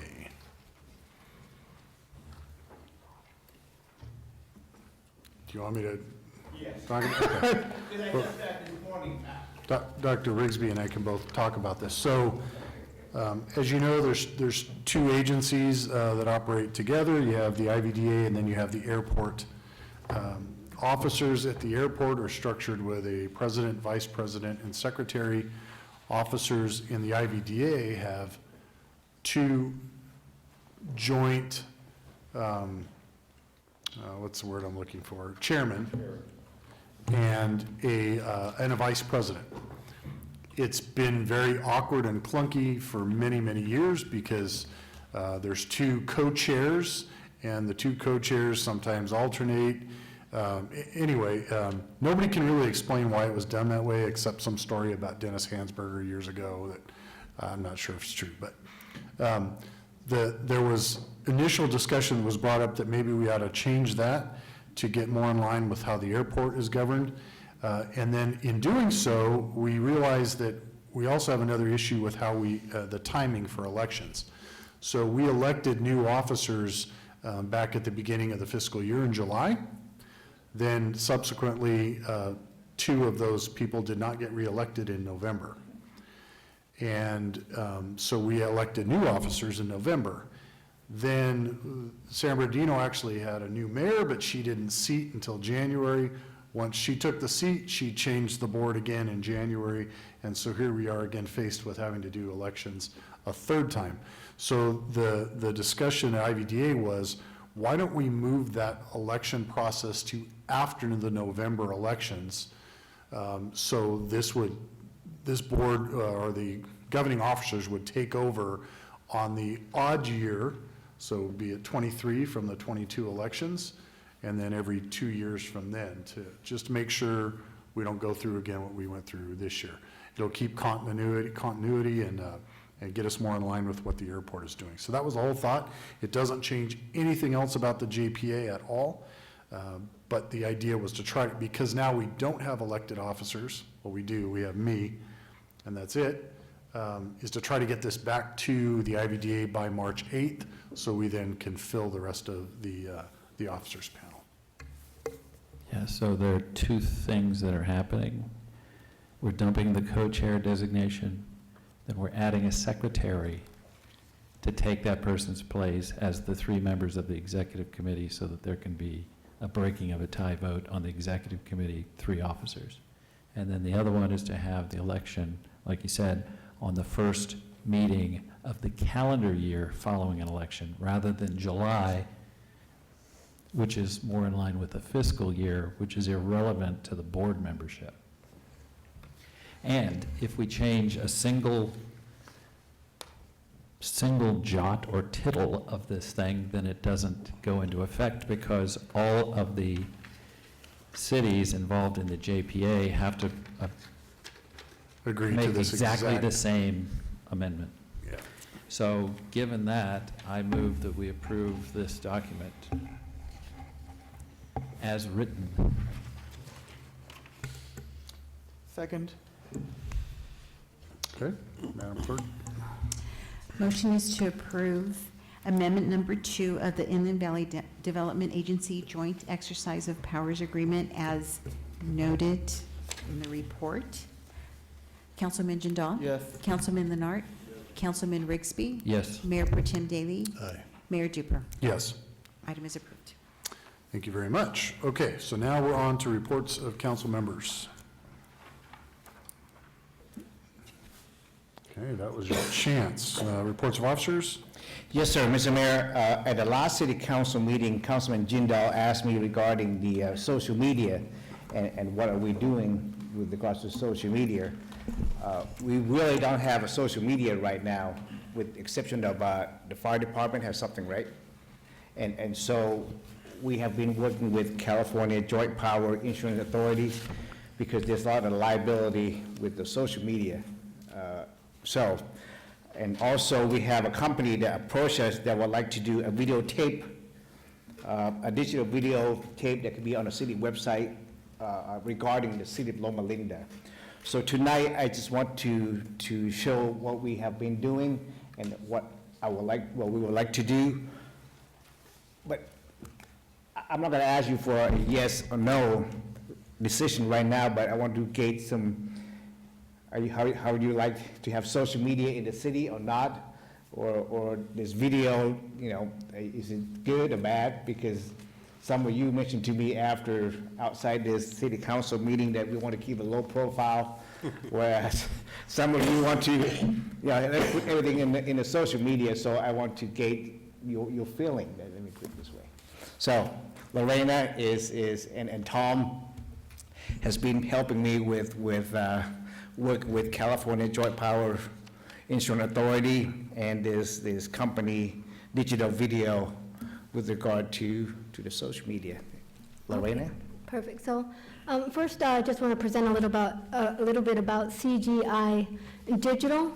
They are a video production company, and they are endorsed by the National League of Cities. And they work with local cities and cities across the nation, I believe. And basically, they contacted us a few months ago, inquiring whether or not we were interested in producing a few videos, all free of charge, complimentary. They do provide this service to, like I said, cities across the nation. So staff met with them along with Karen with the chamber, and we were very excited to see their presentation and see what they're about and what they can provide to us. What they do, and I do have the executive Executive of Government Relations and Strategic Partnership, on the line with us today on Zoom. So I'll invite her to speak in just 2 minutes, and hopefully she can answer all of your questions, especially the technical questions that I cannot answer. But real quick, just to give you a brief overview of what they do. On the screen, you'll see that they will provide a production team for us. They will produce the video, the script, the narration, the editing. Of course, we can participate, and you can participate on the level that you want when it comes to this video production. Right now, there aren't any themes in place. It is up to us to create these themes of what we want to produce, us working with their team. I am going to show 2 videos of what they've produced. First is just a commercial ad of what they could potentially do for us, and the second one is the video that Highland worked on. I did reach out to the community development director at Highland, and he said he had a very positive experience with this team, and they were able to produce, I believe, like up to 6 videos at 1 minute length. And once again, I'm just going to remind you, this is at no cost to us, but again, we just want to have this discussion with you.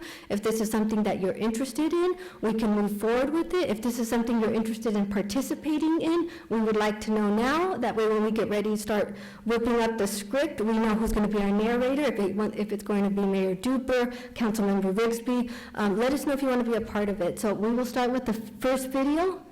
Kyle? By the way, you triggered something when you said it, and I have to say, Karen's the other one that can never leave. Karen was super excited about this project.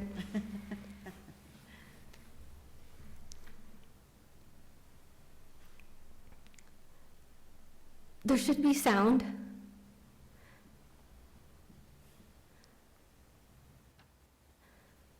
So when Andrea gets on too, I'll let her speak on it, but I believe that, again, this is free for cities, but I believe the goal is for them is once they get the word out about the city, they start working with local businesses, and this is how they generate income. They have local businesses with their social media, with their video content, and with their marketing.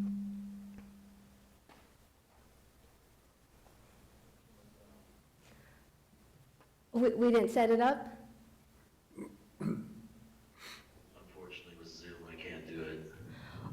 There's no sound, but this will give you a good idea of what kind of production that they could potentially produce for us. Again, they would provide the production team. The production team would have all the cameras.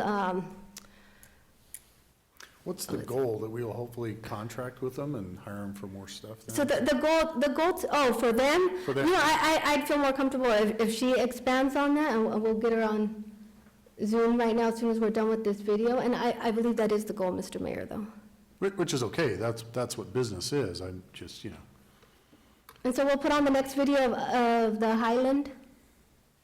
It's their welcome video. They have many videos on their website, as you can see, quality of life, education, real estate.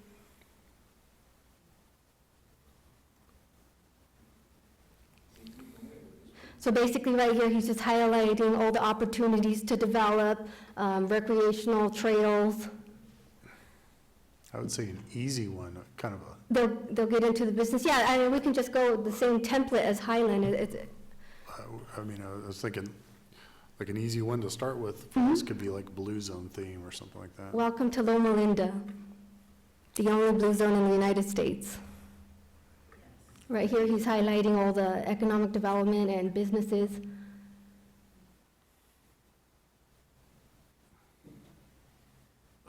This is a great economic development and marketing piece for Loma Linda. And we still got a lot of good vacant space around here that we could also highlight if we wanted to focus on the available real estate in the neighborhood.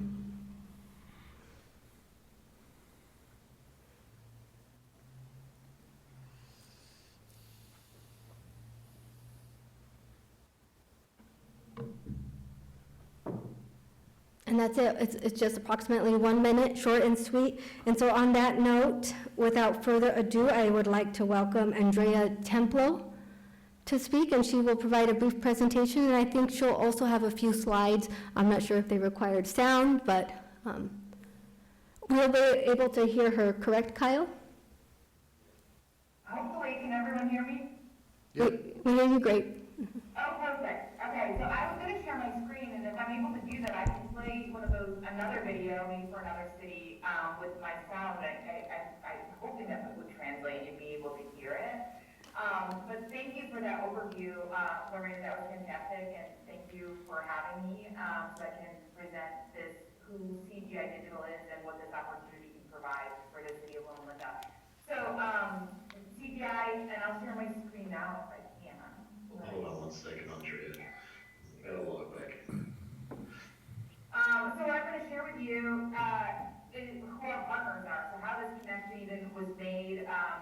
CGI, we attended the conference, the Cal Cities conference in Long Beach. We are a sustained, almost 30-year partnership with the National League of Cities, along with the U.S. Conference of Mayors and the National Association of Counties. We're a video production company. We're based out of upstate New York, out of Rochester. But we work with thousands of communities across the country and over 50 just in the state of California. We are, our area of expertise is specifically to create videos to promote growth within communities, to highlight best practices, to share, highlight initiatives, any kind of focus that the city has, whether it's to recruit new businesses into the area, promote economic development, workforce development, recruitment issues cities are facing right now that we're producing a lot of content around to help with those efforts. Focused on public safety, green initiatives, sustainability, anything along the lines of just highlighting your quality of life, parks and recreation, and things to do. Really, the focus is for each community, it's custom. We create a series of videos, anywhere from 4 to 8. That is going to depend on the size of the community, because I'll explain to you how we're able to do this free in a second. But part of what we do is help the cities in, well, you can come up with the topics on your own. We typically start with an intro video. We're going to, there we go. We're good. I'm going to share, and hopefully everybody will see this. Okay. So, see this, you're on our website right now, and this shows who we're partnered with. In addition to our national partners, we have several state leagues too. We're actually looking to partner with California, which is why we attended the conference in Long Beach last September. But we have had a lot of great opportunities there. So the National League of Cities, this is their website that talks about our custom video tours and how they highlight their communities. This is the video that we're going to play that talks about us, and then it has some examples of some intro videos that we've done, similar to the ones we just saw for Highland. But that's typically how we start the video tour with is a welcome to Linda, welcome to our community, where oftentimes the mayor or, we would be on camera doing that introduction. Not required, but that's a lot of what you'll see in our welcome videos. We provide all of the production team. So we do all of the work, but the cities that we work with are very much in control over the content. You're approving the scripts that we're writing, the shot lists we're coming up with, all the filming and the editing that we're doing, the music that we're pairing it with, the voiceover that's going to narrate the videos. All of that you're going to be approving and very much in control of every step of the way. So I'll show, and let me, hopefully the sound will work, just because we're on this page and it's pretty simple, I'll show the welcome video we did for Lansing. I'm going to pause it. Are you able to hear that? Yes. Okay. Hi, I'm Mayor Andy Shore, and I'd like to welcome you to Lansing, Michigan's capital city. Whether you're interested in moving to the area or just here for a visit, you'll find that Lansing is a fun, exciting, and vibrant community. Our city has so much to offer, from exceptional local schools and trusted public safety to the city's wide array of outdoor recreation, arts, and entertainment. Lansing is also a great location for new and expanding businesses. Come experience the area for yourself. Lansing's time is now. Okay. So I want to bring you to one of our completed projects for another city. I think this is the one that I shared with you, Lorraine, when we first met. This is the city of St. George, Utah. So we produce all the videos. Once they're all approved by you, then they're ready to launch. And typically, for our agreement with our cities and counties is to have the videos linked as an external link somewhere off of the city's homepage. But that's certainly not where we want them to be used everywhere. We really put no restrictions on how the city can use this content once it's completed and approved. So sharing it and using it via your social media channels, linking it from your website, sending it out, emailing it, using it to recruit business into the area, various departments that can use the videos depending on what the content is. Any website or other department that has a website that aids in the promotion of the community at all can have the videos linked and shared to their site. There's never a cost to our cities, there's no cost to do that. So how CGI is able to stay in business, which is usually the question everyone wants to know, this is how we do that. Yes, Lorraine was right. We reach out to the local businesses. This is how it's featured. So St. George, Utah, this is the video tour we have on their website. When you click into one of the video topics that you're interested in, it's going to launch the project to the next link. We simply send you a line of code, so it's a copy, and that's a simple copy and paste on your site. The link is designed and custom to your homepage, so it's branded, the colors, the font, everything about it will be custom, and you'll approve that as well. It's going to open up, and this is what it's going to look like. The video tour itself is ADA compliant, has the accessibility adjustments. It's also mobile responsive, so the way the videos obviously will appear if anyone's visiting your site from their cell phone is going to be a different experience. But this is how our program works. It creates a partnership, a private and public partnership with local businesses, giving them the opportunity to participate. So when you're recruiting new businesses and you have a video on economic development, it talks about other businesses in the city.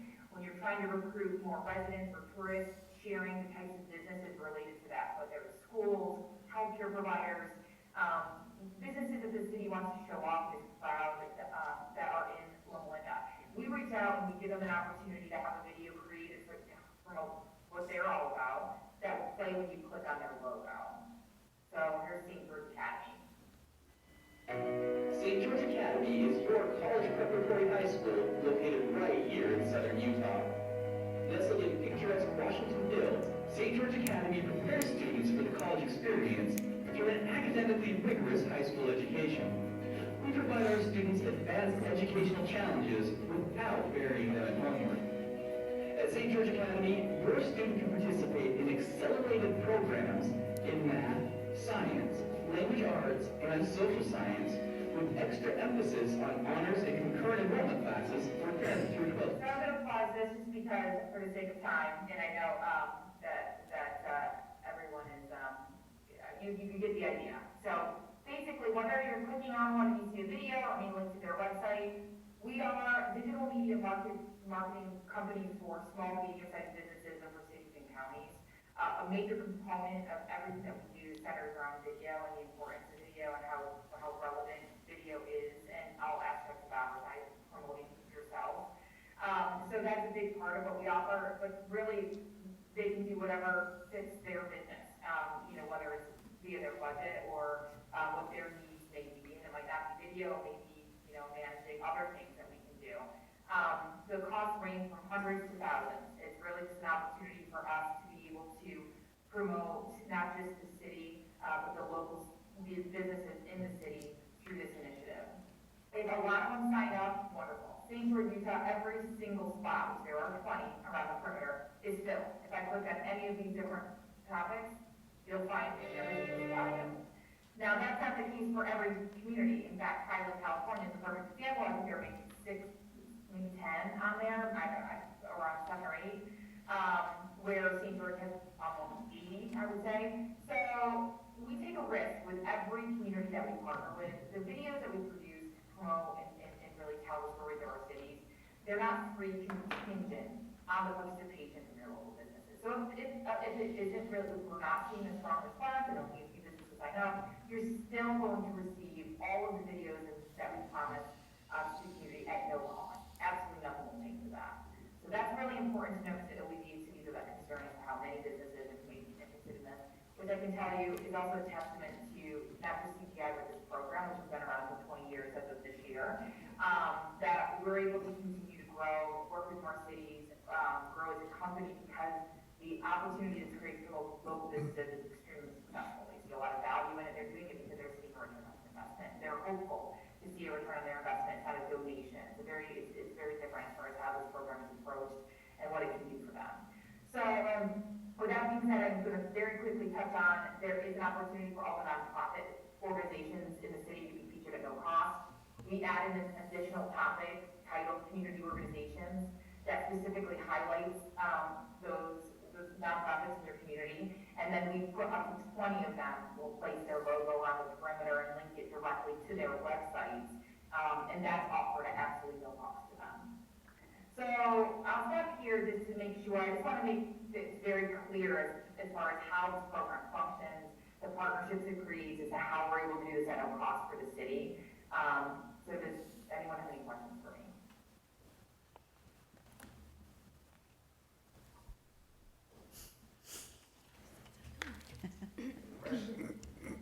No? Yes? Okay, thank you. Thank you, Andrea. Yes, you're welcome. And, okay, so no one has any questions? I think we're just absorbing the information, so I'm sure we're going to move forward with something. Okay, all right, well, thank you then. I mean, I guess is that all you need from me, Maria? That's all, Andrea. I'll reach out to you once we move forward with this. Thank you. Sounds good, thank you. Thank you. Just one question. I do have a question. Are you in New York? Yeah, can you So- tell if I have that? Yeah, well, no, because I just realizing it's midnight there and you stayed up for us. It is midnight here, yes, I did. Yeah. I'm dedicated employee. Thank you very much. I get the feeling we're going to move forward with something here, so, Wonderful, thank you, and thank you all for your time. yep, thank you. All right, bye-bye. So basically, like Jarb already said, what we're bringing this before you guys today just to seek comments, any direction, approval for us to move forward with this specific video content project. Like she was already saying, right now we don't have the topics or the themes of the videos. We just want to make sure this is something that you guys are interested in. That way staff can dedicate some time to work with Andrea and her team. Comments? Looks good. I would think this would be a good presentation for Chamber of Commerce meeting with all your members and so forth to gauge what kind of interest there may be among our local businesses. And I'm glad you made that comment, and that's the very reason why I invited Karen to meet with CGI, and that's when they gave us their spiel about what they can do for us. So she is aware of what this company can do for our local businesses as well. In terms of community development, I mean, this could be very positive as we look to recruit businesses for our commercial part of Area D and all that too, so. Absolutely. Yeah, that's why, I think it's a very good economic development tool and marketing piece for the city. I've asked this ever since I got elected, so love to see this, and I think it's a good first step. Okay. Okay, so,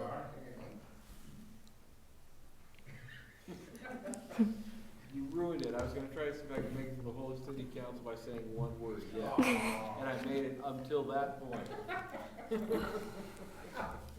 so with video content, we eventually need somewhere to place all this video content, not just on our website. So that brings me to our next discussion of social media. Went too far. So basically, like Jarb was saying, we have been reached out by residents, council members, asking about social media. When are we going to have a social media presence? And as you know, the city does not have a Facebook or Twitter or an active social media presence. So we have been in discussion in the past few months, and we have been in discussion with the JPIA risk management team, what we need to do in order to prepare ourselves to have new social media accounts. As you know, it is a valuable communications tool. It'll help us get information out quickly and accurately. It'll help us prevent any misinformation of what's happening here at the city and what kind of services we provide. But like with all projects, there are risks, but city staff and JPIA, we are working on a social media strategy, and we are hoping this strategy will help guide us and reduce the risk when we start communicating with our audience on social media. So our goal, staff's goal, is to first create policy. So we want to create 4 different types of policy, just a generic social media policy, content moderation policy, and a privacy policy in terms of use. We should have already had a privacy policy in terms of use, but we don't. But these are the 4 that we want to create. So Hopefully, in the next few months, once created, we will bring them before you for your review and approval. Second, once we have the policies in place, we are hoping to provide training for staff as well as elected officials, basically to learn the best practices, how to use social media, at least when it comes to posting city content online and anything regarding the city. And it's not as though staff is going to provide you the training. We are going to get the experts in social media and work with the JPIA agency to set up these trainings, the training for us. And then third, once we have the policies, once we have the training in place, is just implementation of all the pages and figuring out which social media sites that we want to subscribe to. And then I just want to make a last minute note that the city website will continue to be the official source for all information and content, including emergency announcements and incident information. It is likely that we will create a special landing page on our city website once we get all our social media pages started, as well as a page to allow the emergency announcements and incident information. So this is going to lead me to the next conversation, which is the fire app. So I will invite Tom Ingalls, the fire marshal. Again, he's been a part of the social media strategy that we've been working on for the past few months with JPIA, and he will talk about the app that they've created. But I guess before you begin, did you guys have any extra comments, direction in terms of social media and our strategy? I would like us to set a timeline and move rather aggressively to get going on it. It's also something that I've wanted to see for a long time. And so I would hope that maybe we can actually set some goals to maybe have, I don't know if it's unrealistic to be there, at least by the time we get to summer, where we could start putting content out. So I don't know if you've already got that in your mind? Yeah, just Got a question before you start. Do you mind going back? So the social media one? Don't worry about going back. Okay. So you were talking about creating different policies and whatnot. What's stopping us from copying and pasting? So like every municipality has a social media. Usually that's how it's done. Yes, that's what we're doing with We will JPIA, recycle other policies, but of course we need to give the time for JPIA to review, the city attorney to review, but that's going to help speed things along, yes. I think that the challenge has always been here that, I mean, we have a very small staff and we're pretty busy. We task everybody with multiple jobs and multiple hats. So I don't want to put any extra pressure on anybody and make work lives more difficult. I am kind of wondering if because development has slowed down a little bit because of the economy and all that, we have some extra time. This may be the time. We have a new planner coming in. And we've been busier than ever, actually. It has not slowed down in the office, and that comment is very true. We too had that discussion, who is going to monitor it, who's going to do the content. None of us have time. So it has been in discussion, and I think Tom wanted to get into that. Right now, I think we're still in the early stages, so we don't have too many information in that, other than I think for the most part, it was decided that it's not as though we're going to actually monitor it and do regular posting. It's going to be at need basis. Is that correct? Is what we discussed so far? Yeah, no, I agree with you on getting aggressive on the timeline. Just to give you a little background information, we met with Scott Grossberg, who used to be with the JPIA. He created a lot of the framework for the social media for the JPIA, so we're meeting with him, the city attorney, Lorraine and myself. We've had a couple meetings already, have a pretty good draft version of the content and comment policy as well as the social media policy. The city attorney's putting her finishing touches on that, so we'll be moving forward with that, and then Scott will come in and train city staff. So I agree with you. Myself being a millennial, I love social media and apps and kind of getting forward thinking on that. I would like to get aggressive and start moving forward on that as well. So there's steps taken already to start rolling that out. As a fellow millennial, I concur. You can address me from now on as, "Hey, boomer." But it is time that we keep up with the time, so that's why we're presenting it to you. Yeah, and again, to note, I don't want to just beat this to death, but it's not for a lack of desire. I think people don't realize what a small staff we have here, and that goes back to our finances we talked about earlier. I mean, we do things prudent and careful, and it's just, it hasn't been the right time. I just think we're there now, so. Yes, sir. So question, social media, we've already talked about. Some of the pages on our website haven't been updated since I was in elementary. Do we have someone separate for that, or how's that gonna work out For the website or for social media? for our website? Yeah, our IT department, for the most part, takes care of the website, but we all sort of look at our own department pages and update accordingly. So if you know of a page that needs to be updated, just let staff know, one of the staff members know, and we'll get on that.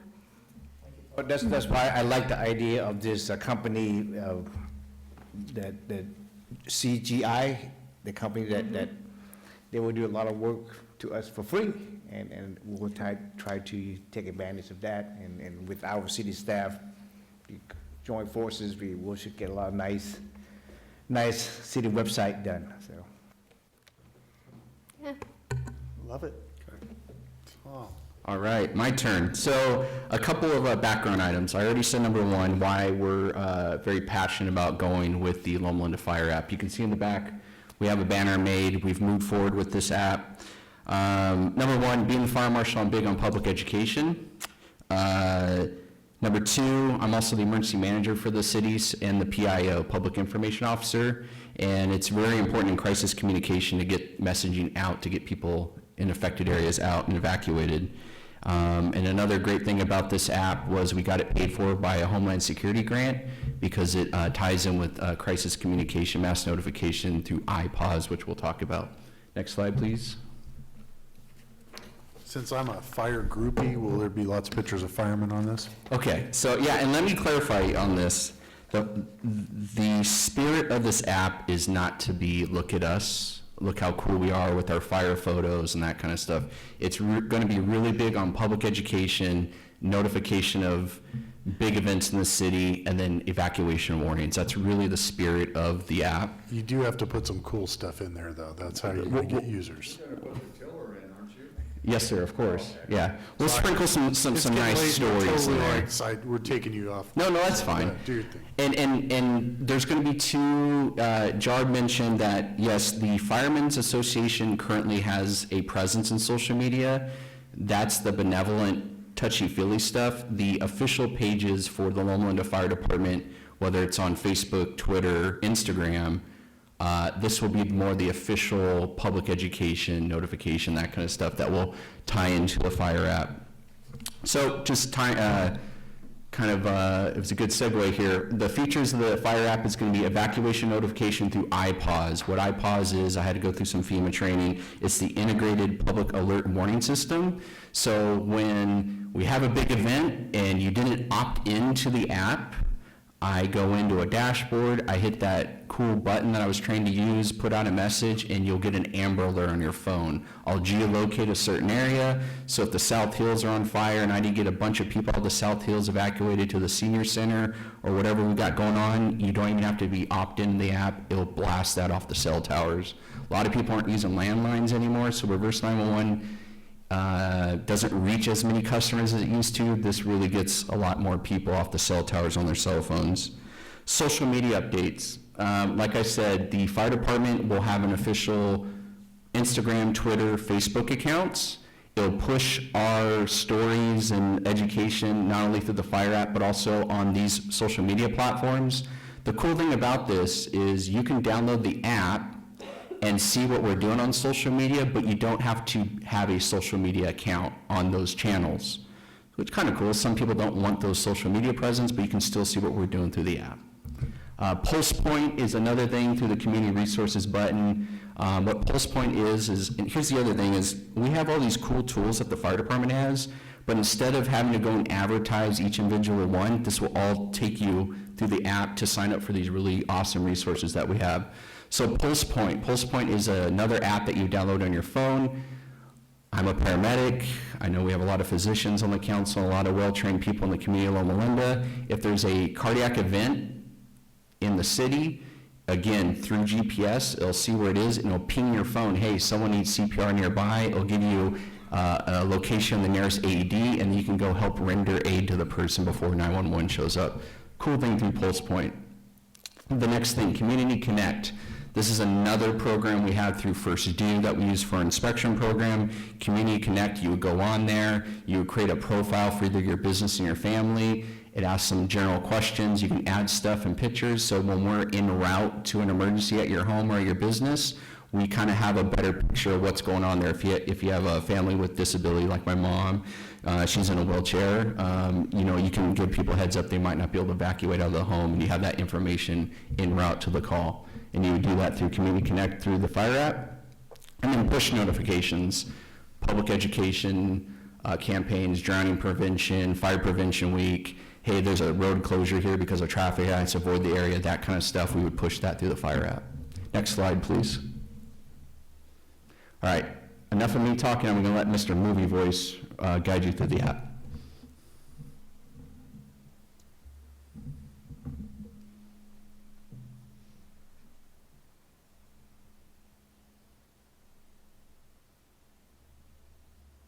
Uh-oh, no sound, no movie voice.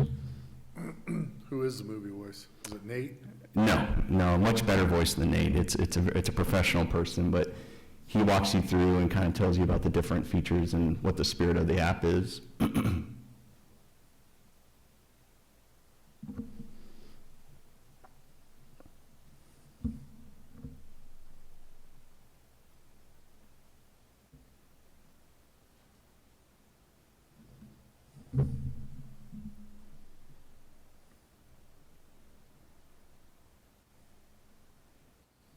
Anywho's, while that's kind of going through, you can kind of see it's already built out. We spent a lot of time with the fire department app company to kind of produce this product. I learned a lot about social media and how to produce an app more than I ever thought I would through this company.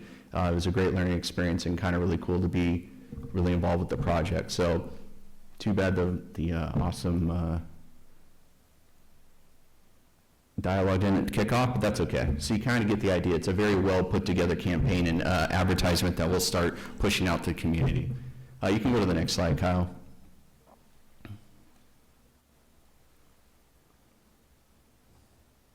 So here's some of the landing pages in the app. Again, this is a free app. You download it either the Google Play or Apple Store. Oh, and another kind of cool thing. We're the first fire department in California to go this route. So we're kind of a forward-thinking, kind of a mover and shaker in this space, which is, I think, pretty cool. A lot of other fire departments are kind of looking into this, and they're going to start adopting this. The law enforcement side has been very good at this. They have a I think the sheriff, actually I spoke to a higher up at the sheriff's department. They purchased this product through their law enforcement side. So I got to see how the process was working with them, if they're a good company, and they had nothing but great things to say about them. So we felt a lot more comfortable knowing one of our cooperators is using this product as well. So through the app, there's different landing pages and widgets. You can see Chief Harker. You would click on that button. It would give him his welcome message. It's very important for me for fire prevention. Gives you tips on fire prevention, how to submit plan reviews and applications, emergency preparedness, hazard mitigation, fire medical services.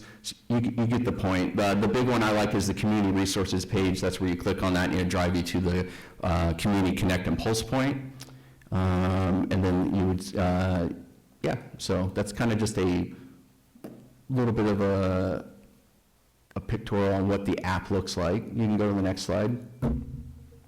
This just gives a little bit more background about the iPods I talked about, where going through the FEMA training. I'm a FEMA trained public information officer, also through the Cal OES.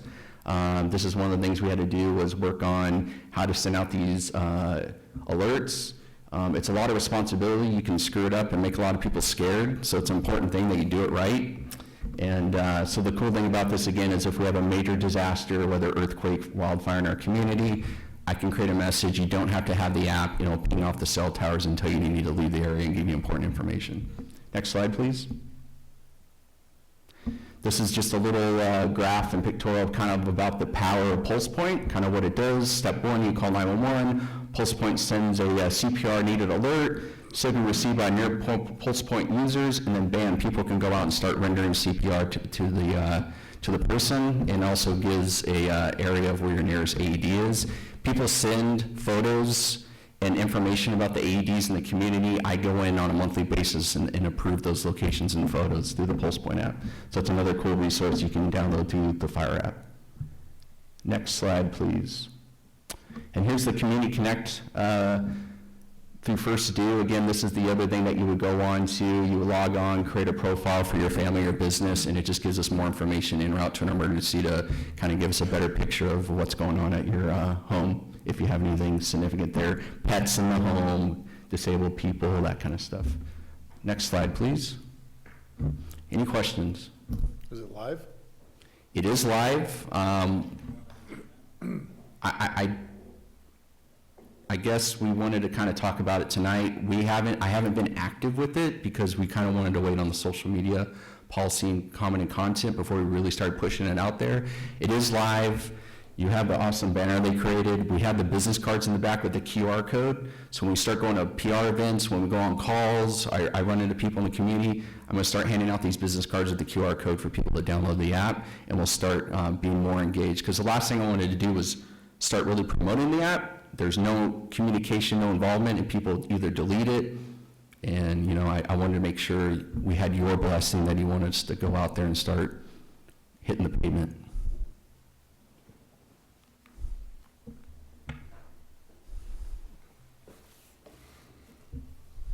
I don't think you've said anything that makes me really feel like it has to be tied to our social media policy. I kind of feel like you could move forward with that right away. Yes, sir. Get going on it. That's my thought process, depending how active you want to be with it. But Yeah, there's a way for me to just push notifications and material just through the app and not push it to the social media landing pages just yet. And maybe once those policies are approved, I can start tying the two together. But I do understand your point. You don't want people to lose interest before you have all that content ready to go. That's, I guess, more pressure to move forward with the social media stuff. Yes, sir. Good presentation. I mean, you're putting a lot of effort into this. And Thank you. It's good for the city. My question's for Councilman Jindal. You're the one that's had the questions and vision for this ahead of the rest of us. Is this addressing the kinds of vision that you had for the city's involvement in social media? I think it's a definite first step, though. One of the biggest things we hear, or that I've heard from residents, is that they want to feel more involved with the city. And I think it's our imperative to accommodate that, right? Modern day, modern age, a lot of people are communicating via social media, so I think I've downloaded the Fire app like months ago, and I thought it was a great start. I haven't seen it lately. But I think what you're saying is that's a medium of communication, which is exactly what I think residents want in Loma Linda. Thank you, sir. Any other questions? I just want to drive it home again. It's not going to be a look at us, look at us. It's a very public education, crisis communication, notification platform. So thank you. There's nothing wrong with that look at us stuff either. The association does a great job of pushing content out. Okay, that brings us to the conclusion of our city council agenda. We already have the housing authority open. So I'll move on to the housing authority agenda. Anything to be added or deleted? No, sir. Would anyone from the public like to speak on any non-agendized item? I see shaking heads. No. We recognize our guest attorney this evening from St. George, Utah, who came specifically to hear that presentation about his city. Anyway, I'll move forward to the consent calendar. Move it. First and a second. Madam Clerk, if you would call that for us. Motion to approve the consent calendar for the Housing Authority as submitted. Councilman Jindal? Yes. Councilman Leonard? Councilman Rigsby? Yes. Mayor Pro Tem Daly? Aye. Mayor Duper? Yes. The item was approved. Thank you very much. No new business. Chair member reports, seeing none here. Moving on to close and adjourn that agenda and move into the successor agency. We'll call that to order. Mr. City Manager, any items here to be added or deleted? Anyone from the public wishing to speak? Karen? Are you sure? Bye. Okay, no one's running forward, we'll move on to the consent calendar. Move it. First and a second. No, I don't have a second. I did have a second. Madam Clerk. Motions to approve the consent calendar on the successor agency as submitted. Councilman Jindal? Yes. Councilman Leonard? Councilman Rigsby? Yep. Mayor Pro Tem Daly? Mayor Duper? Yes. Item is approved. Thank you very much. That concludes all of our agenda items. We'll see you next month. I need it by April 1st.